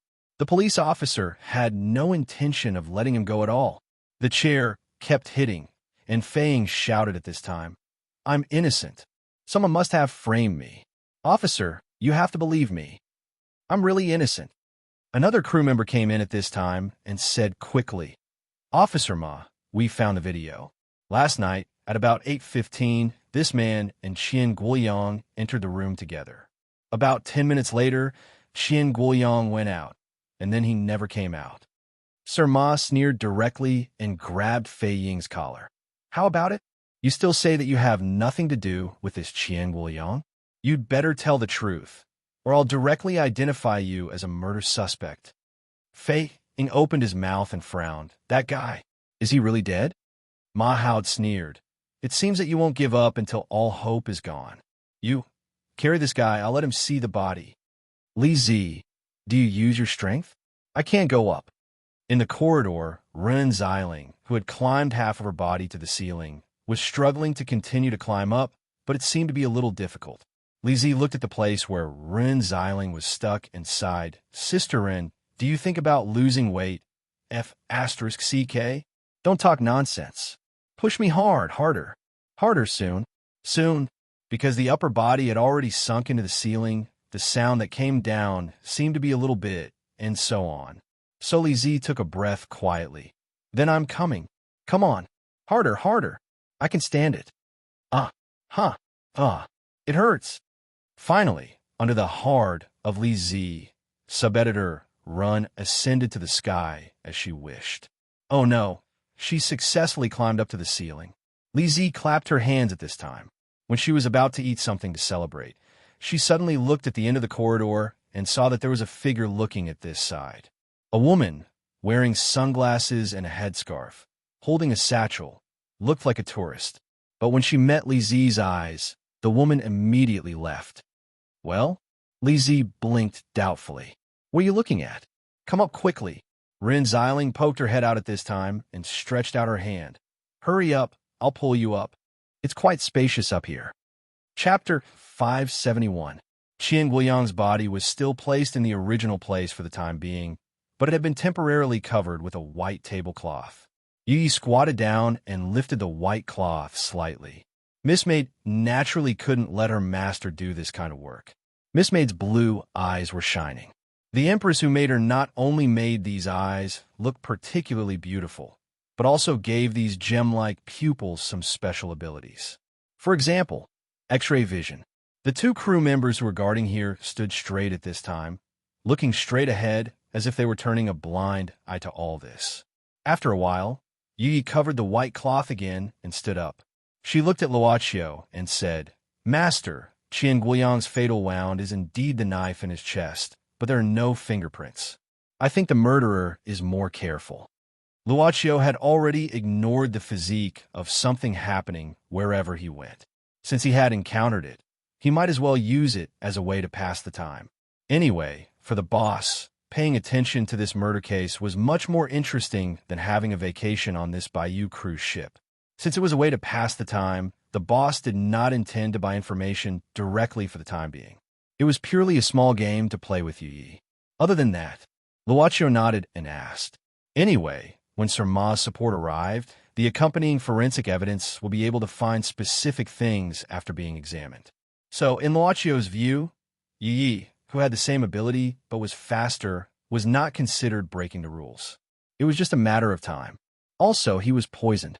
Yi said directly, judging from the toxins in his body, it should be a aminoperhydroquinazoline type compound, which is commonly known as tetrodotoxin. Tetrodotoxin? Luochio was stunned. Yes. Yi nodded and said, I remember that there is a Japanese restaurant in the entertainment area. There is tetrodotoxin on the menu. If it was not brought up in advance, it is possible to get it from this restaurant and then process it alone. If it is tetrodotoxin, it is enough to be fatal. Luochio shook his head and said, It's enough to kill. There's no need to stab him with a knife, and Luochio looked at the bloodstains that extended all the way up the stairs and said indifferently, We're already at sea. It's better to throw the corpse in the sea. With that, Luochio walked down the stairs. Yi naturally followed. Before she left, she waved her hand at the two crew members who were standing guard. The two crew members suddenly trembled as if they had come back to life. The boss followed the palm print all the way to the wall and finally came to the place where the palm print stopped. Then he looked around carefully before finally raising his head and looking at the ceiling. Yi said softly, It should be Miss Run and Miss Lizzie. Luochio smiled and said, This is her interest. Let her be. Anyway, there was nothing up there except for rats and cockroaches. Even if we encounter them, with Lizzie around, there should be no problem. With that said, Luochio walked back and said as he walked, Qian Guiyang came for the treasure of the Bayou cruise ship. Fei Ying also came for the treasure, but Fei Ying was locked in Qian Guiyang's room all night, tied up and unconscious. Yi, what do you think? Both of them have the key to finding the treasure in their hands. Miss Maid thought for a while and said, Since Fei Ying was knocked unconscious, he must have been tricked by Qian Guiyang. Officer Ma and the others did not find the design drawings and protractors in the room, so Qian Guiyang must have taken them away when he went out. There are two doubts. First, since Qian Guiyang had the intention of monopolizing it, why did he just tie Fei Ying up instead of killing him? Second, the design drawings and protractors were not found on Qian Guiyang's body. That is to say, there are other hunters or insiders. Luochio stopped in the middle of the corridor. There were bloody palm prints on his left and right, and in front of him was a locked door. There was also a bloody palm print on the door. This was the corridor utility room used to store cleaning and cleaning tools. It's locked, Yi said after trying. Well, Uncle Ma brought someone to see the body. Luochio suddenly said, There's nothing to see here. Let's go to the restaurant and have a look. When the white cloth covering the body was taken away by Ma Howd, Fei Ying's gloomy face could not be hidden. He showed obvious surprise. This guy used a fake name and a fake ID card. His origin could be said to be completely unknown. Ma Howd looked at Fei Ying at this time. You're the only person we found who is related to him. If you still don't intend to cooperate, you know the consequences yourself. The identity of a nameless dead person is not easy to check, but for a living person like you, we always have a simple and effective way. Police officer, can you let me go first? Fei Ying suddenly said at this time. He was still tied up. Yes. To Fei Ying's surprise, Officer Ma agreed very straightforwardly. Fei Ying was a little surprised, and he couldn't help but secretly rejoice. But he was not happy for too long, because Sir Ma directly locked Fei Ying's and his own wrists with handcuffs at this time, and then handed the key to the old Captain Mu Enli's hand to let someone untie Fei Ying. You can tell the truth now, right? Ma Hao said calmly. It's my bad luck to meet a tough guy like you. Fei Ying glared at Ma Hao bitterly and said, I can say it, but I will only tell you one side. The two walked to the side. Fei Ying looked at Sir Ma and said, Officer Ma, first of all, I declare that this guy's death really has nothing to do with me. I can't kill him. What's your relationship? Why did he want to deal with you? Ma Hao asked directly. Fei Ying said helplessly. In fact, it's barely a cooperative relationship. I met this guy on the ship. We were going to find the treasure of this Bayou cruise, so we planned to join forces. Ma Hao frowned and said in a deep voice, Make it clear. Having said that, Fei Ying was just a gentleman on the beam. Even if it was theft, it was much better than murder. He simply told some of the situation he knew. Anyway, he hadn't left the ship yet. He might still find a chance to get away, but if he didn't cooperate with this tough cop at this time, he would definitely suffer. Taking advantage of the situation was also one of the essentials of being a gentleman on the beam. That's what happened. After I was knocked out by this guy, I didn't wake up until you came. Fei Ying said with some anger, This bitch actually took away my drawings. Is what you said true? Is there really a treasure on the Bayou cruise? Ma Hao looked at Fei Ying suspiciously. Fei Ying said, You also saw it. Didn't you find a lot of drawings of the Bayou cruise in Qian Guiyang's room? Besides, why would I lie to you? It's not good for me to lie to you. With that said, Fei Ying glanced at the old captain and the crew not far away. He suddenly lowered his voice and said, Sir, I only told you about the treasure. Why don't we work it out? You're a policeman, and your salary isn't high, right? It's also dangerous. If we find this treasure and split it 50-50, then we don't have to worry about it for the rest of our lives. Think about it. It's a treasure. Ma Hao slapped Fei Ying's head. Is that something you can take? Even if there is, it has to be turned over to the state. Or 60-40 is also fine. You 60, I 40, 70-30? Looking at Sir Ma's increasingly ugly face, Fei Ying cried, 91, is 91 done? It's not easy for me to come out. Don't hit, don't hit. Turn it over, turn it over. Don't hit. Ma Hao snorted coldly. I'll listen to the treasure first. But the most important thing now is to find the murderer. Fei Ying, from now on, you can't leave me. And you have to help me find the murderer. Fei Ying glanced at the handcuffs that connected the two people, and the key was in the hands of the old captain. How else can I leave you? As long as you're happy. Then, what about going to the toilet? Fei Ying swallowed his saliva and asked faintly. Ma Hao said disdainfully, You little thieves, do you always think that you can escape with such a lousy excuse as going to the toilet? You don't have to go to the toilet. Use this. With that said, Sir Ma stuffed a mineral water bottle into Fei Ying's hands. Fei Ying took the bottle silently and asked faintly again, Sir, did you drink this? Is there a problem? No, no problem. Fei Ying, what could he do? He was also very desperate. In the central control room, Mu Qinghai walked in. Deputy Captain Mu. The crew members here immediately stood up. Mu Qinghai said indifferently, The police in the city have been contacted. They will land in a helicopter later. You pay attention to the signal reception and guide them to land. Got it. Mu Qinghai nodded and suddenly asked, Has Officer Ma seen the surveillance video just now? The crew member said, He has seen it. It seems that he didn't find anything. Then he went out with the captain again. It seems that he went to the room of the deceased. Chapter 572. When the helicopter landed, the wind pressure blew Sir Ma's hair into a mess, but he didn't care at all. The moment the helicopter landed, He dragged Fei Ying and walked up directly. Lin Feng jumped down first and said directly, "Sir Ma, the helicopter seats are limited, so I can only bring a guy and a forensic officer." Sir Ma, Xiao Bao, the forensic officer mentioned by Lin Feng, also came down to greet him. Old Qin still hasn't finished his vacation? Ma Hao shook his head. "Xiao Bao, it's been hard on you this time." Xiao Bao nodded and said, "It's okay. Sir Ma, if it's possible, I want to borrow the medical room on the ship. It shouldn't be a problem, right? According to what you said, the body of the deceased is still fresh. It will be better if we examine it now." The old captain who accompanied them nodded at this time and said, "No problem. I will arrange it. If there is anything else you need, just say it. Then I will go and move the body first." "Where's the body?" Xiao Bao said seriously. "I will let you take you there." The old captain randomly ordered a crew member to lead the way. Lin Feng looked at Fei Ying next to Ma Hao at this time and hesitated. "Sir Ma, who is this person?" "He is a suspect for the time being." Ma Hao said indifferently. "Lin Feng, there is no time for you and the guys to rest.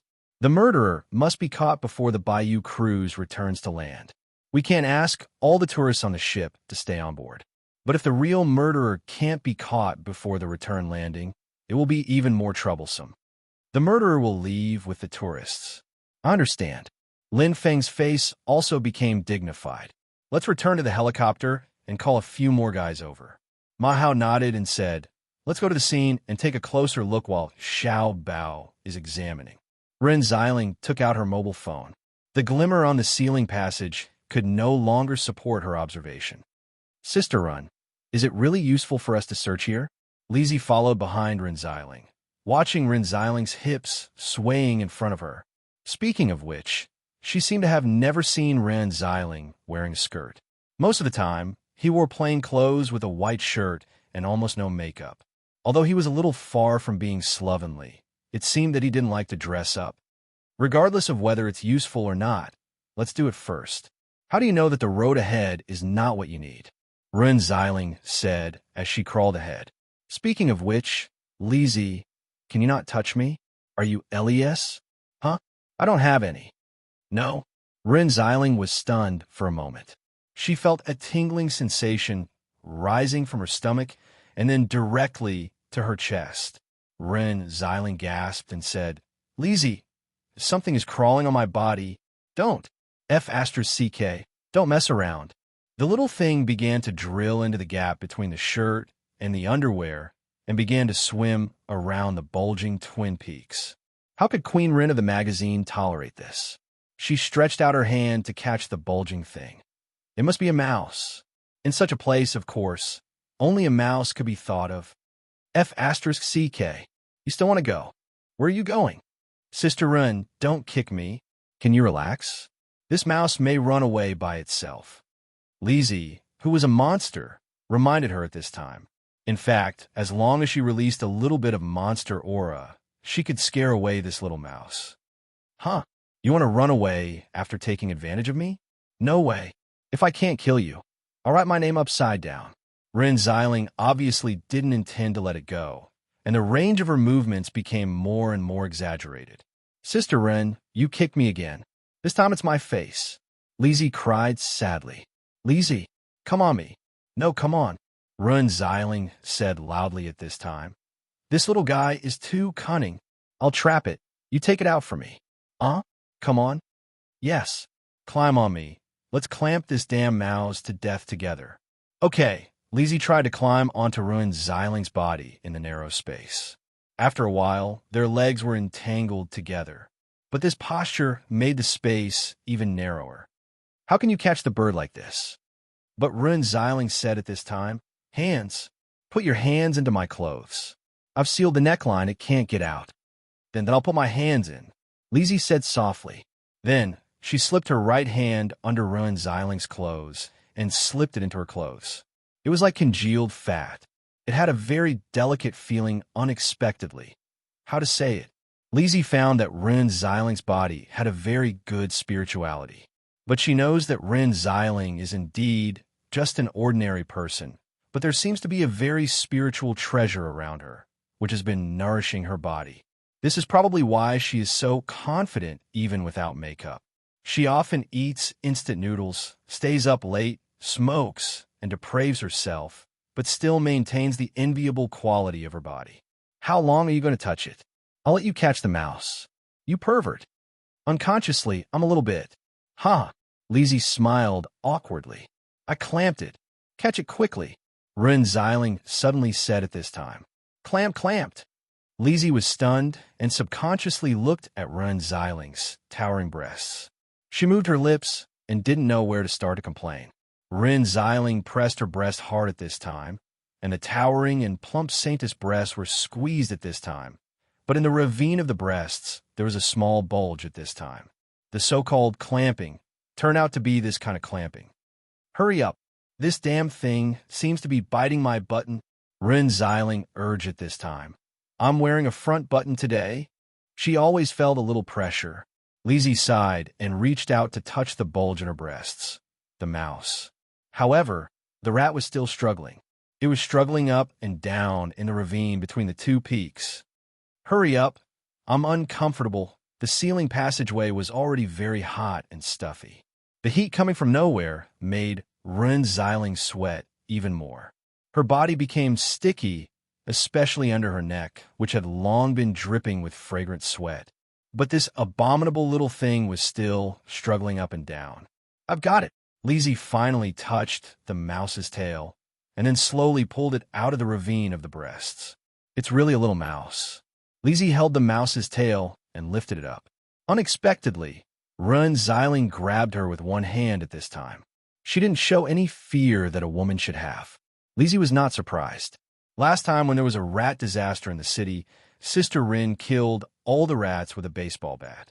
Lizzie originally planned to let this little guy go, but now she could only mourn for it in her heart for 3 seconds. You're dead, Rin Xiling sneered, directly held the little mouse's body, and then directly smashed it down to the ceiling below, directly. So cruel. Lizzie, do you feel a little bit heavy? Rin Xiling suddenly said at this time. Do I? It seems to be really heavy. The two stacked bodies fell down at this time. In a few seconds, Rin Xiling felt as if she was released, and her body was in a state of weightlessness directly. Wow!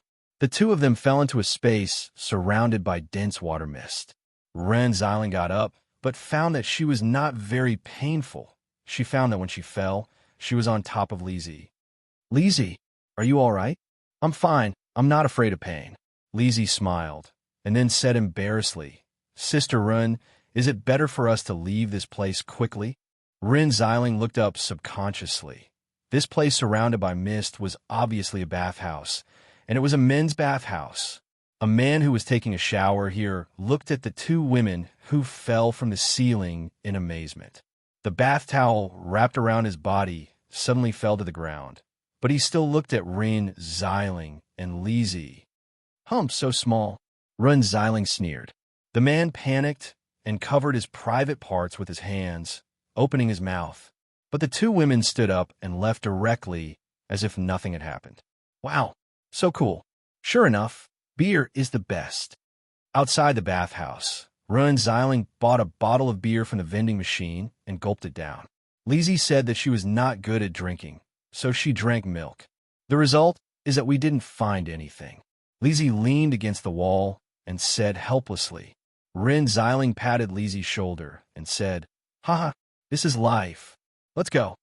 In fact, the two had not really left the bathhouse, but just came to the locker room. At this time, obviously, someone pushed the door and came in. Rin Xiling held Lizzie's head, and they hid behind a cabinet. It seemed that two people came in. At this time, one of them suddenly said, Power outage? The other said, Yes, about 4 o'clock in the morning. The power outage lasted for about 10 minutes. Really? I was in the computer room, and everything was normal. I don't know. Anyway, the power in the central control room was cut off for a while, and then it returned to normal. Nothing happened. I checked, and there was no problem. Then the shift changed at 6 o'clock in the morning, and I went back to my room to rest. Should we talk to the captain? After all, someone died. It's not necessary. The man said casually. The vice captain was also there when the power was cut off. and it just stopped for a while, so it didn't affect anything. Besides, the vice captain will definitely tell the police about this kind of thing, so why should I get involved? Don't you think it's not bad enough? Chapter 573. Please sit. What would the two of you like to eat?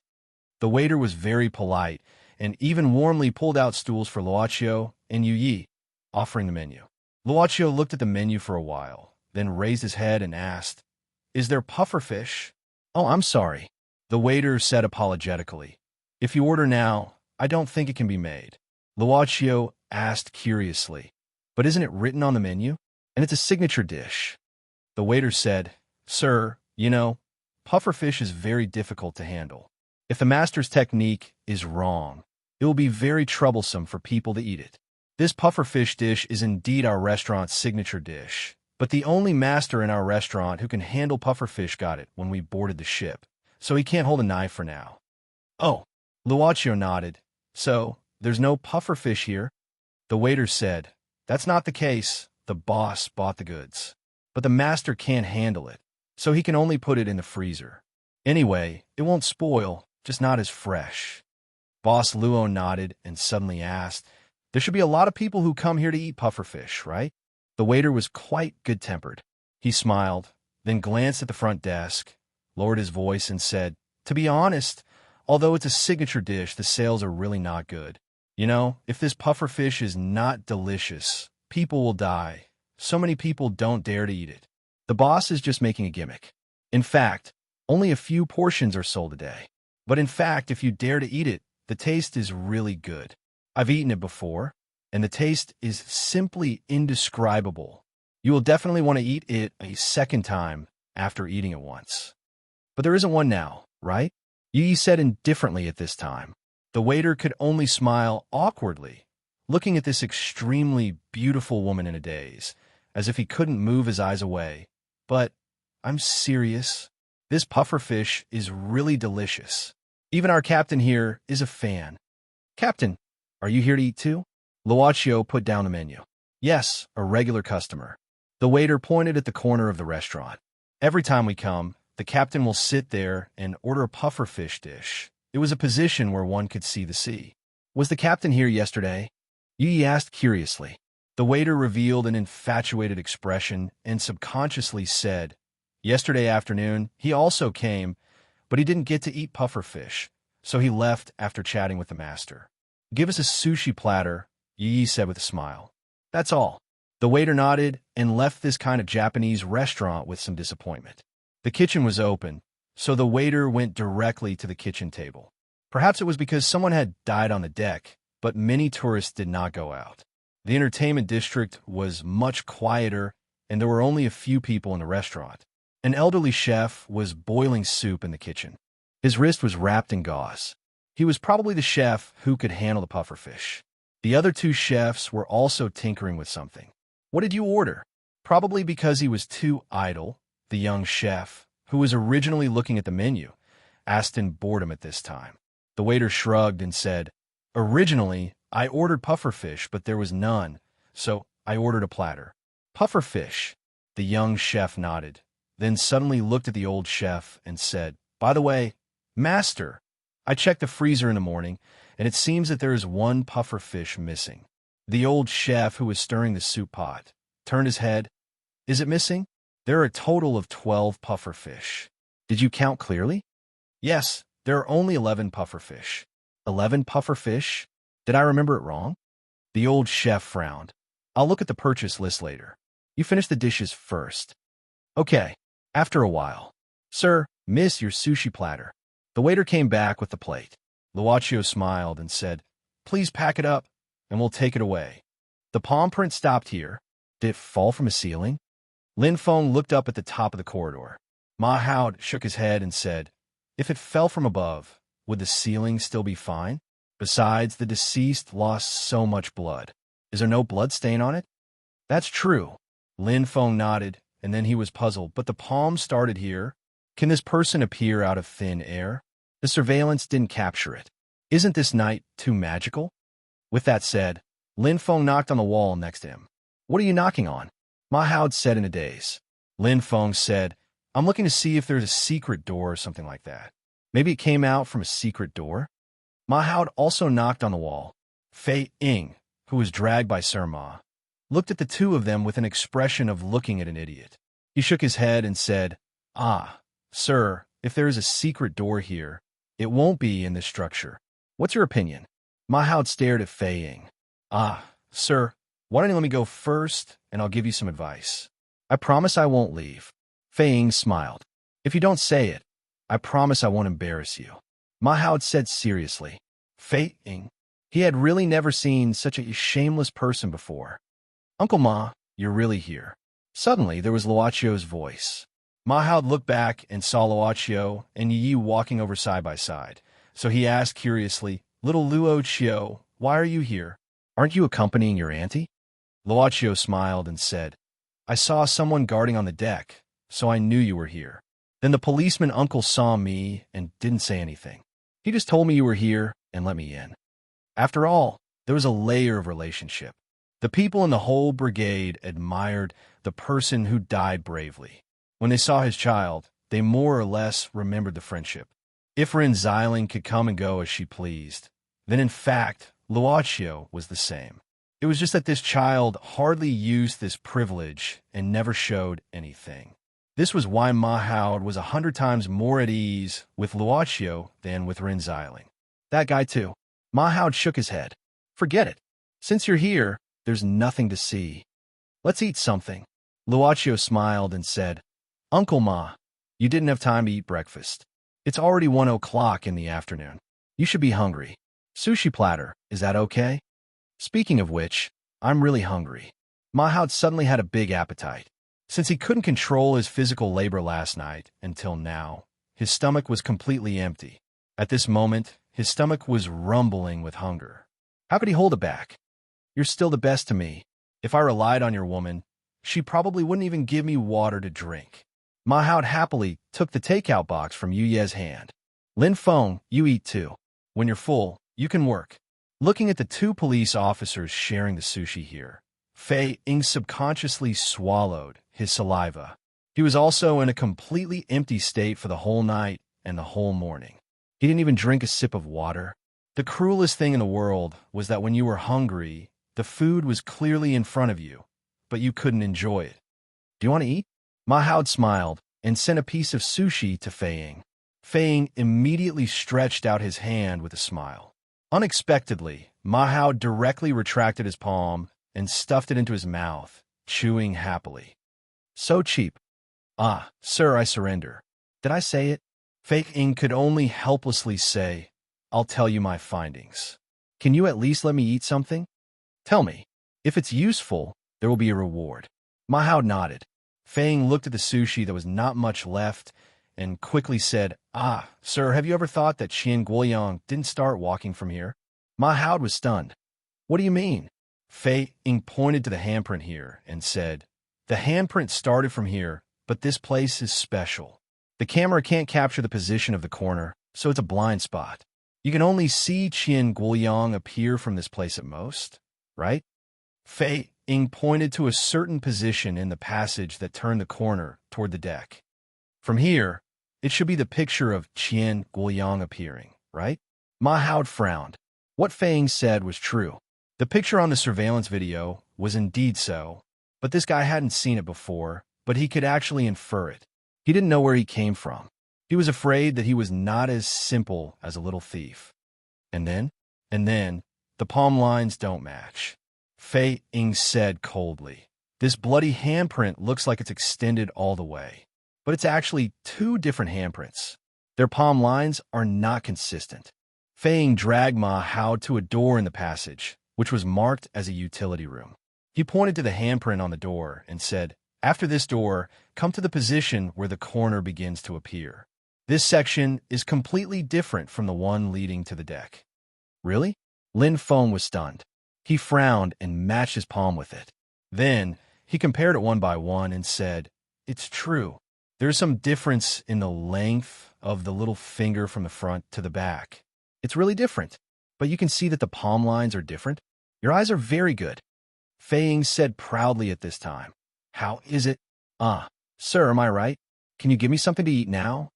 Mahoud snorted coldly and stuffed the box directly into Fei Ying's hand.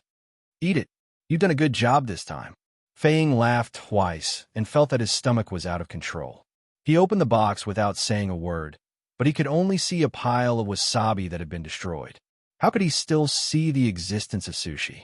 The two policemen next to him pretended to see nothing and looked at the ceiling. Mahoud suddenly burped and picked his teeth with his fingers. Fei Ying threw the box on the ground and choked on the wasabi that he had eaten when he was in grief and indignation at the murder scene. Chapter 574. The palm print is indeed different, but the blood stain should be the same. Xiao Bao, who was wearing gloves, looked at the two test strips in his hand. It should be said that the blood type is the same, but whether it is from the same person or not, we need to compare the DNA. After Mahoud heard that, he immediately said, "Then you should do the DNA comparison as soon as possible." "Sir Ma, this will take too long. I think the earliest would be tomorrow." Xiao Bao shook his head and said, "The equipment in the medical room is not very complete. It is enough for an autopsy, but it is not enough for a more detailed examination." Mahoud paused. "Did you find anything on Qian Guoyang's body?" Xiao Bao said, Let's talk about the stab wound on the chest first. I found that the stab wound on the chest should be caused by two different stab wounds." Mahoud frowned and said, "What do you mean by two stab wounds?" Xiao Bao used his finger as a weapon and inserted it into his chest. He explained, "First, the first stab was from here, but the stab was not deep enough to cause fatal damage. Then, the second stab was made, and the second stab was directly into the heart." Two stab wounds? Could it be that the murderer did not have enough strength the first time, so he did it again? Lin Feng thought and asked. "We can't rule out that possibility," Xiao Bao said seriously, "but it could also be two different people who did it one after the other. Other than the victim's fingerprints, there were no other suspicious fingerprints on the weapon, so I can't be sure how many there were, but I think it's more likely that there was one. I personally believe Officer Lin's theory. Because the first stab was not enough, the second stab was made." Did you find anything else?" Mahoud continued to ask. Xiao Bao said, "Also, I found a very small wound on the victim's thigh." The blood sample showed signs of poisoning. As for what kind of poison it is, we can only wait for the result from the Bureau. In any case, I sent the data back." "He was poisoned?" Mahoud was stunned. Xiao Bao nodded. "There should be no difference, and the poisoning time is longer."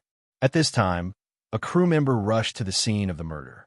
He had run all the way here, so he was panting. "Officer Ma, I found the key to the utility room that you wanted. Open this door and let me see." Thus, the door that was stained with the handprint was directly opened. A stench filled the air. Lin Feng held a flashlight and illuminated the interior of the room. It was a very small space. Basically, it was filled with cleaning tools, disinfectants, detergents, and the like. However, Lin Feng squatted down and looked carefully for a while, then stood up and shook his head. "Sir Ma, I didn't find anything. This utility room seems to have not been open for a long time. There is dust on the ground, but I didn't find any footprints. It seems that the dead can't come out from here. Besides, a dying man can't just lock the door. You wouldn't have the key, right? I don't get it." Mahoud scratched his head in annoyance. At this time, the old captain, Mu Enli, walked over slowly and asked seriously, "Officer, is there anything you found?" Mahoud shook his head. "There is nothing particularly useful," the old captain said at this time. "In this case, why don't you take a break first? I have booked a restaurant for everyone. Even if you can't eat, you should at least take a break." Mahoud had just finished eating, so he was not very hungry. However, considering that Xiao Bao and the police officer outside were probably exhausted, he had to nod and agree. "Luochio, you come along too." Sir Ma looked at Boss Luo, who had been listening quietly at the scene, and suddenly said, "Miss, you are so beautiful." On the way to the restaurant, Fei Ying suddenly whistled at a woman passing by. He even touched the girl's ears shamelessly, which immediately caused the other party to scream. The girl was so scared that she ran away as if she had seen a ghost. When Mahoud saw this, he twisted Fei Ying's arm and shouted, "Fei Ying, do you want to add another charge of harassment?" Ah, sir, as the saying goes, a fair lady is a good match for a gentleman. Besides, she was shy and walked away. She didn't say anything, right? Fei Ying laughed and said, there are so many male students in the school who lift the skirts of female students. Why don't you catch them? Mother asterisk her. Mahoud slapped the back of Fei Ying's head hard and said fiercely, you better behave yourself. Otherwise, I will hang you on the railing of the boat and let you be a salted fish. Ah, sir, are you abusing me? Okay. Don't use violence. I will be quiet. Fei Ying looked at Mahoud's thunderous face with fear and quickly begged for mercy. Let me eat something. I promise to behave myself. Let's go. Mahoud pulled Fei Ying and continued to walk. Don't walk so fast. Ah, sir, I have no strength. While talking nonsense with Officer Ma, Fei Ying quietly pinched the hand that was not locked at this time. Inside, there was a black U-shaped hairpin, the one that was just touched from the hair of the woman who was being molested. Unexpectedly, Fei Ying, who was secretly delighted, suddenly met a line of sight at this time. The young man who didn't look like a policeman, but the police treated him particularly well. Fei Ying was stunned. He saw that the young man, named Luochio, glanced at him at this time with a faint smile. Fei Ying frowned subconsciously, but found that Luochio seemed to have found nothing. He walked on his own and no longer looked at him. Am I being paranoid? Fei Ying muttered, but the feeling of being watched just now, he seemed to have felt it somewhere before. When the group came to the restaurant arranged by the captain, Mahoud was surprised to find that before they arrived, there were already acquaintances here, Ren Xiling and Li Zi. Luochio, here. I have ordered a lot of delicious food for you. Ren Xiling waved directly at this time. I have eaten. I am not hungry. Luochio shook his head calmly.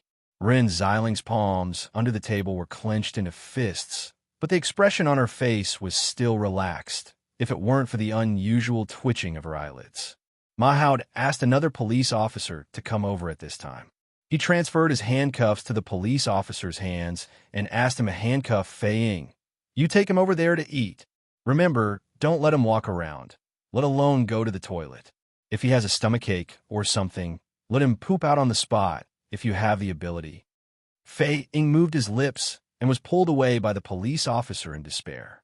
He sat at another table and quietly raised his finger at Mahoud. He whispered, you win. Mahoud didn't even look at him. He released his hands and sat down comfortably. He asked, why are you here?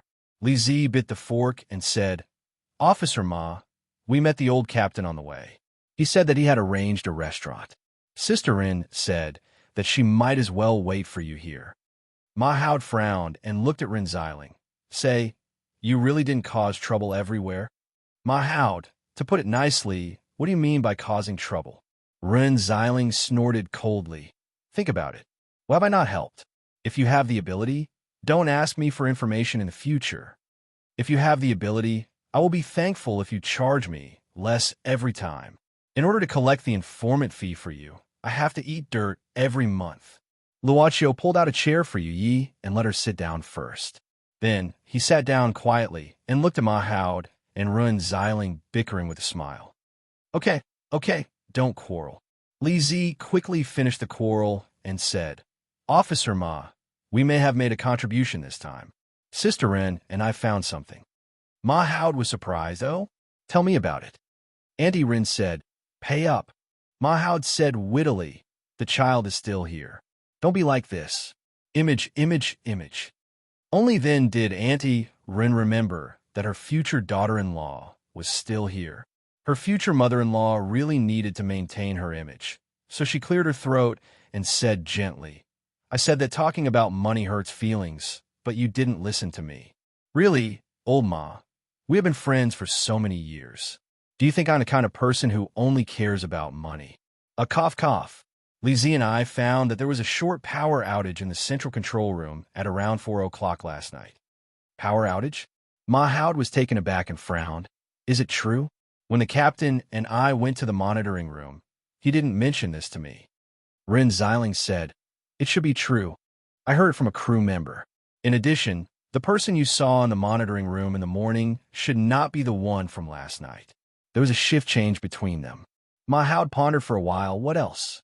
Ren Xiling spread her palms and said, "It seems that the deputy captain Mu Qinghai was also there at that time." Ma Hao subconsciously looked at the old captain at this time. As the captain, Mu Inley had a reason to sit here and accompany them. Seeing Officer Ma's gaze, the old captain nodded and said, "Officer Ma, I will confirm this matter immediately. Sorry to trouble you."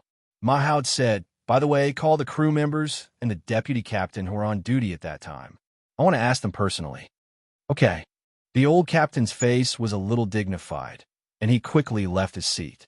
Li Zi suddenly put down the food in her hand at this time, looked outside the restaurant, and made a soft sound. "That woman, I seem to have seen her before. Who is it?" Ren Xiling looked curiously in the direction Li Zi was looking at. In front of the cupboard, in front of shop opposite the restaurant, a woman with a headscarf was looking over here, but she immediately turned her head away. Li Zi said, "Ah, I remember.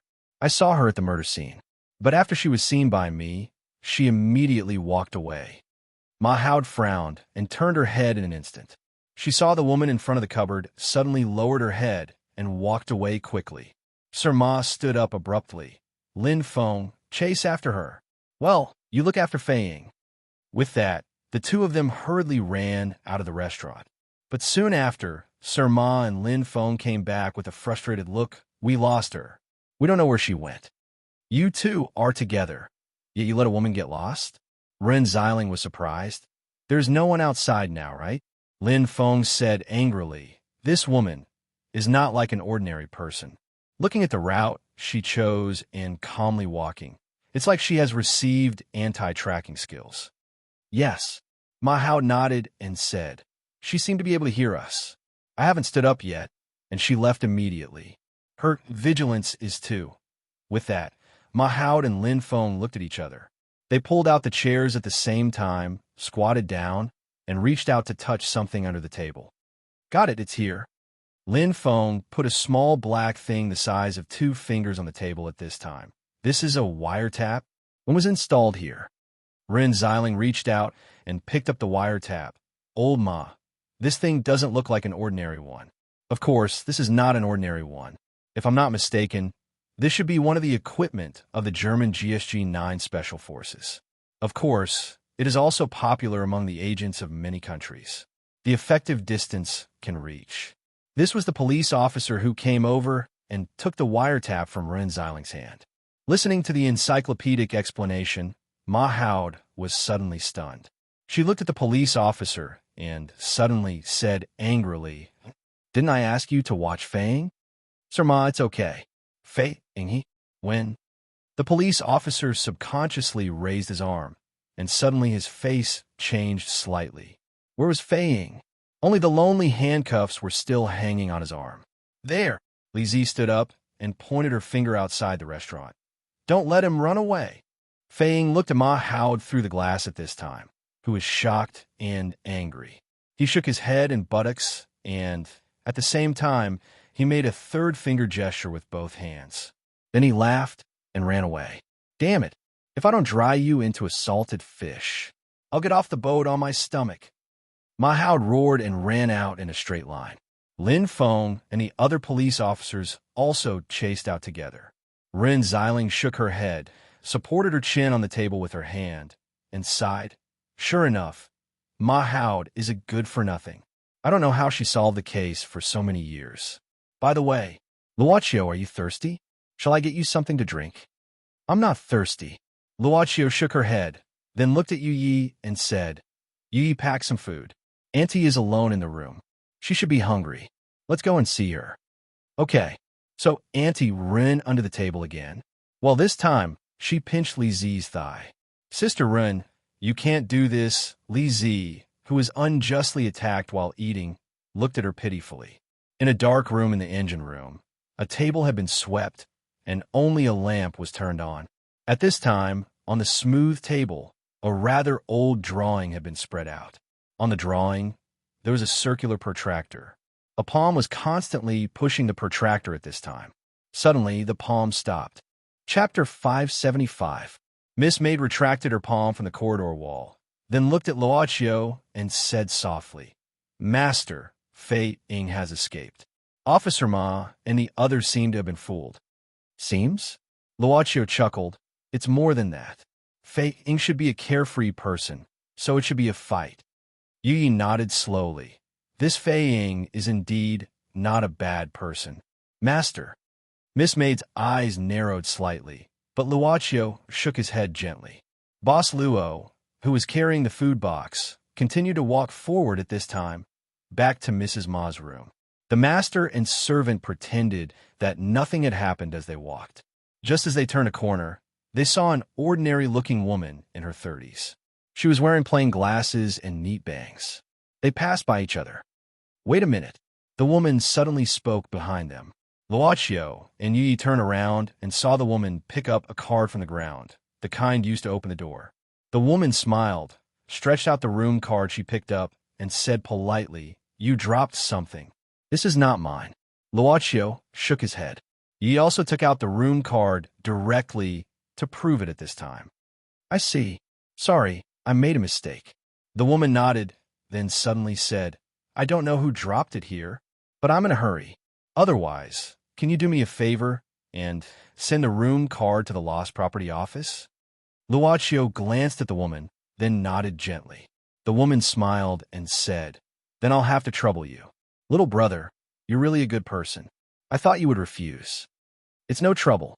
The woman glanced at Yu Yi next to the boss again, then pursed her lips and smiled. "Little brother, no wonder you can find such a beautiful girlfriend." Boss Luo didn't explain anything. After taking the room card from the woman left quickly. It seemed that she was really in a hurry, until the woman completely disappeared from sight. Yu Yi smiled and said, "This lady just escaped from Officer Ma's pursuit and came to contact Master. I don't know what she wants to do." The room card was quietly left on the ground by the woman. This couldn't be hidden from Yu Ye's eyes. Naturally, it couldn't be hidden from Boss Luo. Luochio just smiled slightly, retracted his gaze, and looked at Yu Yi instead. He stretched out his hand like a noble young master inviting a noble lady to dance, and said softly, "Let's go and hand in this lost property." Yu Yi was stunned for a moment, but then she regained her calm and tranquil appearance. Although she wasn't wearing a maid skirt, she lifted the skirt and put her fingers between Luochio's fingertips. Sir Ma and his party didn't catch the escaping Fei Ying in the end. They returned to the restaurant in a mess. Looking at Sir Ma and his party being wet and colorful, and even having chicken feathers on their heads, Auntie Rin naturally held her stomach and pounded the table and burst into laughter. She felt that she really got her revenge. All her anger temporarily disappeared, so she kindly found a towel to wipe them. F***CK. This Fei Ying is just like a wild monkey. He's so agile that he doesn't look like a human. Ma Hao cursed indignantly as he wiped his body. Lin Feng nodded in agreement and said angrily, "Don't let me see him next time. I must kill him." "Okay, unless he jumps into the sea, he can't escape." Ren Xiling crossed her legs at this time and said, "When you went out to chase him just now, I thought for a while. What's the origin of this woman who used the bug?" Ma Hao raised his head and asked, "What's the origin?" Ren Xiling looked at the third police officer. "Didn't Ali just say that this bug is a high-grade military product? How can ordinary people get it?" Police officer Ali nodded. "Indeed, let alone ordinary people, we may not have this kind of equipment in our system. Of course, except for the special department." "So?" Ma Hao looked at Ren Xiling and asked. Auntie Ren shrugged and said, "I can't think of it. There are too few clues. But this woman used this kind of thing to eavesdrop on our conversation. She probably has something to do with this murder case." "Old Ma, you said that Qian Guiyan's identity was fake, but he died here. And there's also a woman of unknown origin who used this kind of high-grade military goods. I don't understand. What are these two guys aiming for? You said that they wanted to have sex for a trip. Who would believe it?" Sister Rin is really down to earth whenever she speaks. Li Zi had an interesting look on her face. "Is it also for that?" Ma Hao seemed to think of something at this moment, and his face became slightly dignified. "Sir Ma, what did you find?" Lin Feng asked curiously. Ma Hao pondered at this moment, then looked at everyone and said, "About Fei Ying, aren't you curious about why I locked him up? In fact, in addition to finding him in Qian Guiyang's room, there's another thing, that is, Sir Ma told them about the treasure that Fei Ying revealed. This guy actually said that he would cooperate with me and quietly divide the treasure. Am I how, that kind of person? Wait, does this Bayou cruise ship really have treasure?" Ren Xiling was stunned and said in surprise, "Didn't you say before that this was just a gimmick to attract tourists and crew members?" Shoo! Ma Hao made a silent gesture. Although this restaurant was arranged by the captain for them, it was not reserved. There were still 2 or 3 tables for ordinary people who came to eat. Ren Xiling pursed her lips. Ma Hao said, "At first I just listened. But looking at Fei Ying's skill, Qian Guiyang's fake identity, and this woman of unknown origin, I increasingly feel that this matter is likely to be true. In the vast sea, for the legendary treasure, treasure hunters have been dispatched." Li Zi held a small circle with both hands at this time, and her eyes flashed with excitement. "Dream on. Go away." Ren Xiling pushed Li Zi's face and said, "But looking at Fei Ying's ability to fool you and unlock the lock, he has a bit of the style of a treasure hunter." Lin Feng suggested at this time, "Sir Ma, should we ask the captain about the treasure? Didn't he say that he has been the captain of the Bayou cruise ship for decades?" "I think it's okay," Ren Xiling thought and said, "Old Ma, I always feel that there is something wrong with the captain." "What do you mean?" Ren Xiling blinked and said, "Don't you think the captain is too calm? Logically speaking, when this kind of thing happens on the ship, the one with the biggest headache should be the captain, right? But you see, this Mu Enli doesn't look like he is worried at all. He is calm, just like an old gentleman. In that case, it seems to be..." Ma Hao recalled the process of his contact with Mu Enli. "I remember when Qian Guiyang's body was just found, he was really calm. That surprised me." "Shoo, the captain is here." Ren Xiling looked outside the restaurant and said, "Old Ma, take the opportunity to ask him about the treasure later and see what he has to say." At this time, Captain Mu Enli walked into the restaurant with Deputy Captain Mu Qinghai. "Officer Ma, I brought the deputy captain. You can ask him what happened in the middle of the night." Ma Hao cleared his throat. "Deputy Captain, at 4 o'clock in the morning last night, was there a power outage in the central control room?" Mu Qinghai's face did not show anything at this time. He nodded and said, "There was a power outage. It lasted for about 15 minutes. Ma Hao frowned and said, "Then why didn't you mention this?" Mu Qinghai shook his head and said, "Officer, since the body was found in the morning, I have done all kinds of things as ordered. You have not asked me about this. You tell me, how should I mention this to you? But the power outage in the central control room is such a big thing. You can't not mention it to the captain, right?" Ma Hao snorted coldly. "But the captain also did not mention it to me." Mu Qinghai said, "This is indeed my dereliction of duty. My judgment at the time was not to disturb the captain, because..." Mu Qinghai paused, glanced at Mu Enli, and said slowly, "The captain's health is not very good. He has to take medicine every day to sleep, so I don't want to disturb the captain's rest." Mu Enli's gaze moved slightly, but there was no expression. Mu Qinghai shook his head and said, "Besides, the power outage only lasted for 10 minutes. It only disconnected the ordinary equipment inside. There's another set of power systems in the central control room that is normal. It will not affect the navigation of the Bayou cruise ship." "So, did it affect the monitoring system at that time?" This was what Ma Hao was most concerned about. Mu Qinghai shook his head and said, "Officer, this will not affect it because the monitoring system itself is not connected to an external power source." Ma Hao still frowned. "So, during the power outage, have you ever left?" Mu Qinghai nodded. "This is indeed true. We naturally have to go to the power room to see why there was a power outage."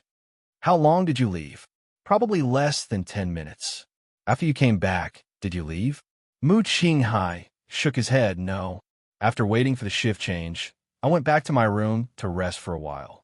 Then, I followed the original filming plan until the deceased was found." Ma Hao nodded, "And I understand. Deputy Captain, thank you for your cooperation. I'm sorry to disturb your time." "It's okay. as long as I can help you. Mu Qinghai said seriously. Ma Hao turned his head again and said, Captain, let the deputy captain go back to work. We just made some noise. I guess we have to deal with it properly. I'm sorry. We will take care of it. Don't worry. Mu Enli said calmly. Qinghai, you go first. After Mu Qinghai left, Ma Hao suddenly looked at the old captain. Captain, there's something I want to ask you. Officer Ma, go ahead. Officer Ma narrowed his eyes and said, Captain, can you tell me about the Bayou cruise ship's treasure? You have been here from the beginning. You should be the clearest about it, right? The old captain was taken aback and did not speak immediately. He just took off his hat, pulled out a stool, and sat down. After a while, he said slowly, This is just a rumor. Why did Officer Ma ask about this? It may be related to this case, so I intend to understand it. Ma Hao looked at the old captain's every move seriously. Therefore, it is best for the captain to tell me the whole story. Chapter 576. What? You made this up? In the restaurant. Ma Hao pressed her hands on the table and stood up abruptly, immediately attracting the attention of several guests in the restaurant. But Sir Ma, who had seen a big scene, immediately glared and roared, What are you looking at? Do you want to be stared at by the police? Everyone bowed their heads to eat. Ma Hao then acted as if nothing had happened. She sat down again, looked at the old captain, frowned, and asked, Captain, I don't understand why you made up such a rumor. Is it really just to make a gimmick to attract people? The old captain shook his head and said, In fact, I didn't think the effect would be so good at first. But later, when it spread, it attracted a lot of tourists, and many people came to interview for a job. I remember that at that time, even the most difficult and tiring cabin repair apprenticeship had many people rushing to do it. Officer Ma. Sir Ma suddenly choked, but she obviously didn't drink water. Rin Xiling had to roll her eyes and asked, Old Captain, you said that you didn't want it to be like this at the beginning. Then why? The old captain sighed and said, Because it was haunted at that time. Haunted? Li Zi blinked. What kind of spirit ghost? The old captain shook his head and said, I haven't seen what it looks like. It was just spread among the crew at that time. Some people said that they saw a white shadow floating by, and some said that they saw a horrible face. There were also people who heard a sad voice when they were patrolling at night. Anyway, there were all kinds of rumors at that time, and it made people panic. At that time, it was still the 1990s, and the opening time was not long. Most of the people were still ignorant. The old captain recalled and said, Many people resigned because they were afraid. The company also invited a Taoist priest to perform a ritual at that time. In fact, it didn't work. Some people still said that they could encounter strange things. Later, the matter spread, and not many tourists were willing to board the ship. At that time, the company couldn't do it for the time being, so they temporarily used the Bayou cruise ship as a cargo ship for a while. Ma Hao was stunned and said, That's not right. If the haunting spread, why didn't I know about it? Am I also a person of that era? The old captain glanced at Sir Ma and said indifferently, That's because the Bayou cruise ship was not in this city at the beginning. It was about half a year of cargo transport before it was officially registered here. Of course, it was not mentioned at all to the public. It was only said that it was the first voyage. The Bayou cruise ship changed its name when it came here. At first, it was called the Vidona cruise ship. How could there be such a thing? Ma Hao shook his head. Sure enough, all businessmen are evil. What happened later? And you started spreading? The old captain said indifferently, Officer, I'm the captain of this ship. Naturally, I have the responsibility to resolve the problems on board. What? In order to prevent the rumors of the haunted city from spreading, I secretly spread the news about the treasure. Young people are always easily driven by benefits. I originally planned to use it to cover up the rumors of ghosts, but I didn't expect that after the news of the treasure spread, it would become a huge topic of discussion, resulting in a period of time when tourists crazily bought tickets. And there were also many people who came to work. The company was happy to see it, so naturally, they listened to it. Ma Hao suddenly said, No wonder. The Bayou cruise ship has the treasure, but the flight has never stopped. It was popular for a while, but the cruise company didn't do anything. I didn't hear anything about the Bayou cruise ship entering the shipyard. Like I said, if there's a treasure, will your company let it go? The old captain said, Officer Ma, this is the origin of the treasure. But this is just a fiction. Why do you think it is related to this murder case? Mahoud scratched his head and said, It's nothing. It's just a little thief talking nonsense. Haha, I figured it out. It's okay. It's totally okay. TSK. But under the table, Mahoud's foot was stepped on by Annie Run, who was sitting opposite him. Rin Xiling suddenly asked at this time, Old Captain, you are really amazing. You solved this matter with a simple move. How did you come up with the idea of the treasure? After all, the Bayou cruise ship was introduced from abroad. It must be checked inside and out before delivery. It shouldn't be easy to let others believe that there are treasures on such a ship, right? The old captain was stunned at this time. Don't you know? Know what? Mahoud was stunned. The old captain said seriously, The Bayou cruise ship is not a cruise ship of origin. Its predecessor was a warship. It had participated in the pirate annihilation battle in Somalia. Later, it was sunk. Then, it was decommissioned and transformed into a cruise ship. Then it was exported to developed countries. Rin Xiling shook her head in amazement. The Bayou cruise ship's introduction booklet did not mention it at all. The old captain suddenly said, Yes, when this part of the information came to this city, it was no longer printed in the booklet. But what does this have to do with the treasure? Rin Xiling asked. The old captain said, At the beginning, the Bayou cruise ship had a bad record of being hijacked. Although it was recovered later, it was not a glorious thing after all, because not many people know about this matter. Those who know have been given a gag order, so I used this matter to come up with the treasure. The old captain drank the water and then slowly said, I made up a story, saying that when the Bayou cruise ship was hijacked, the pirates used it to transport wealth. Although it was later recaptured by the Navy, a lot of treasure was recovered.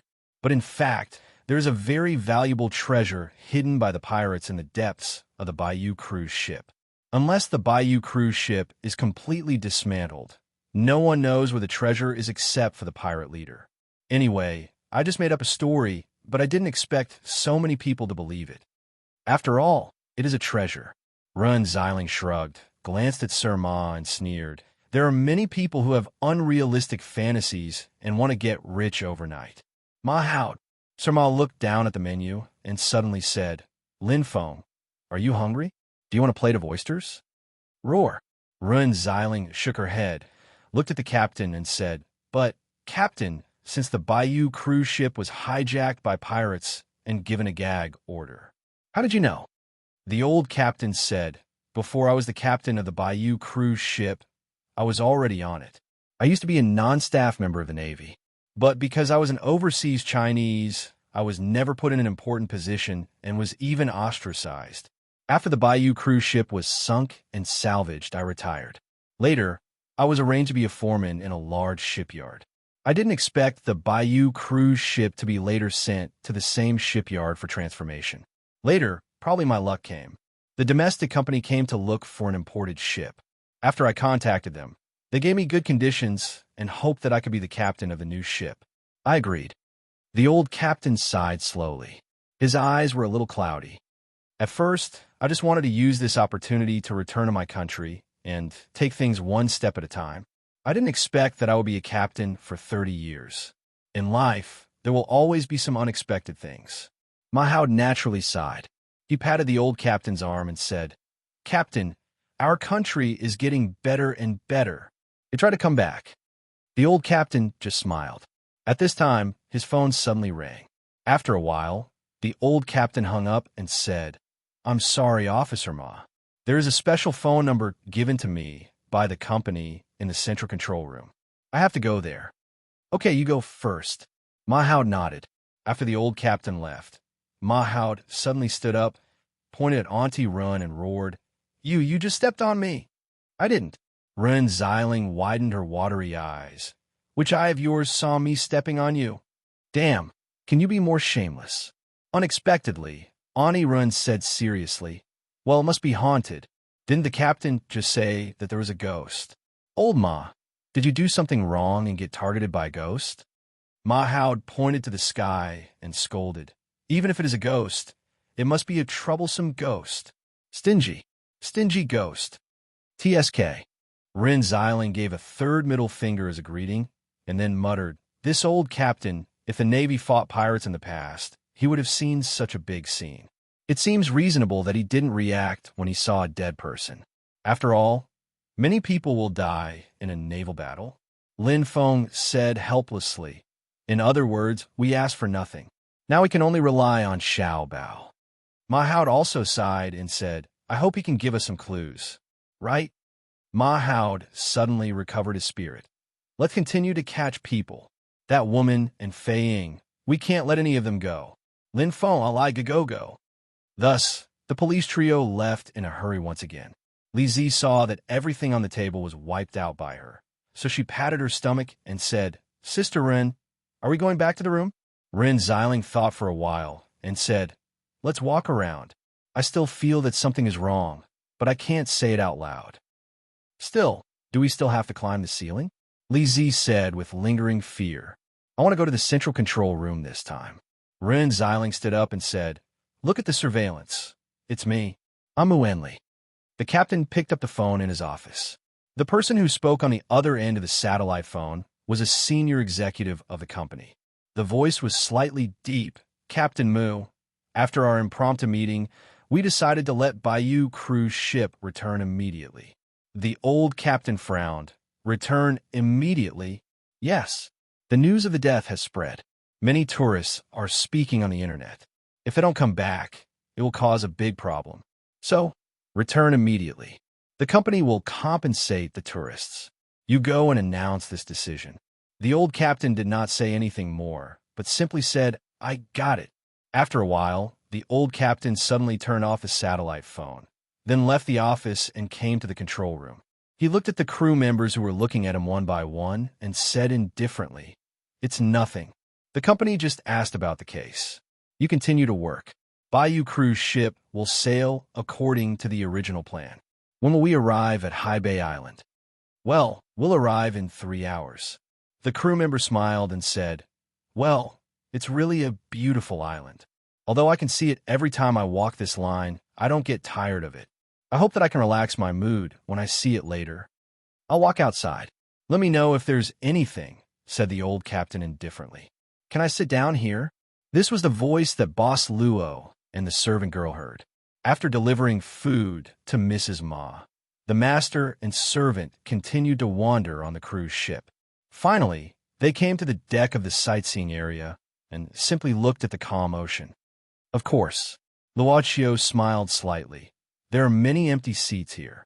So the person who spoke also smiled and sat down. Not long ago, Boss Luo and Yu Yi met in the corridor. I didn't expect to meet you here.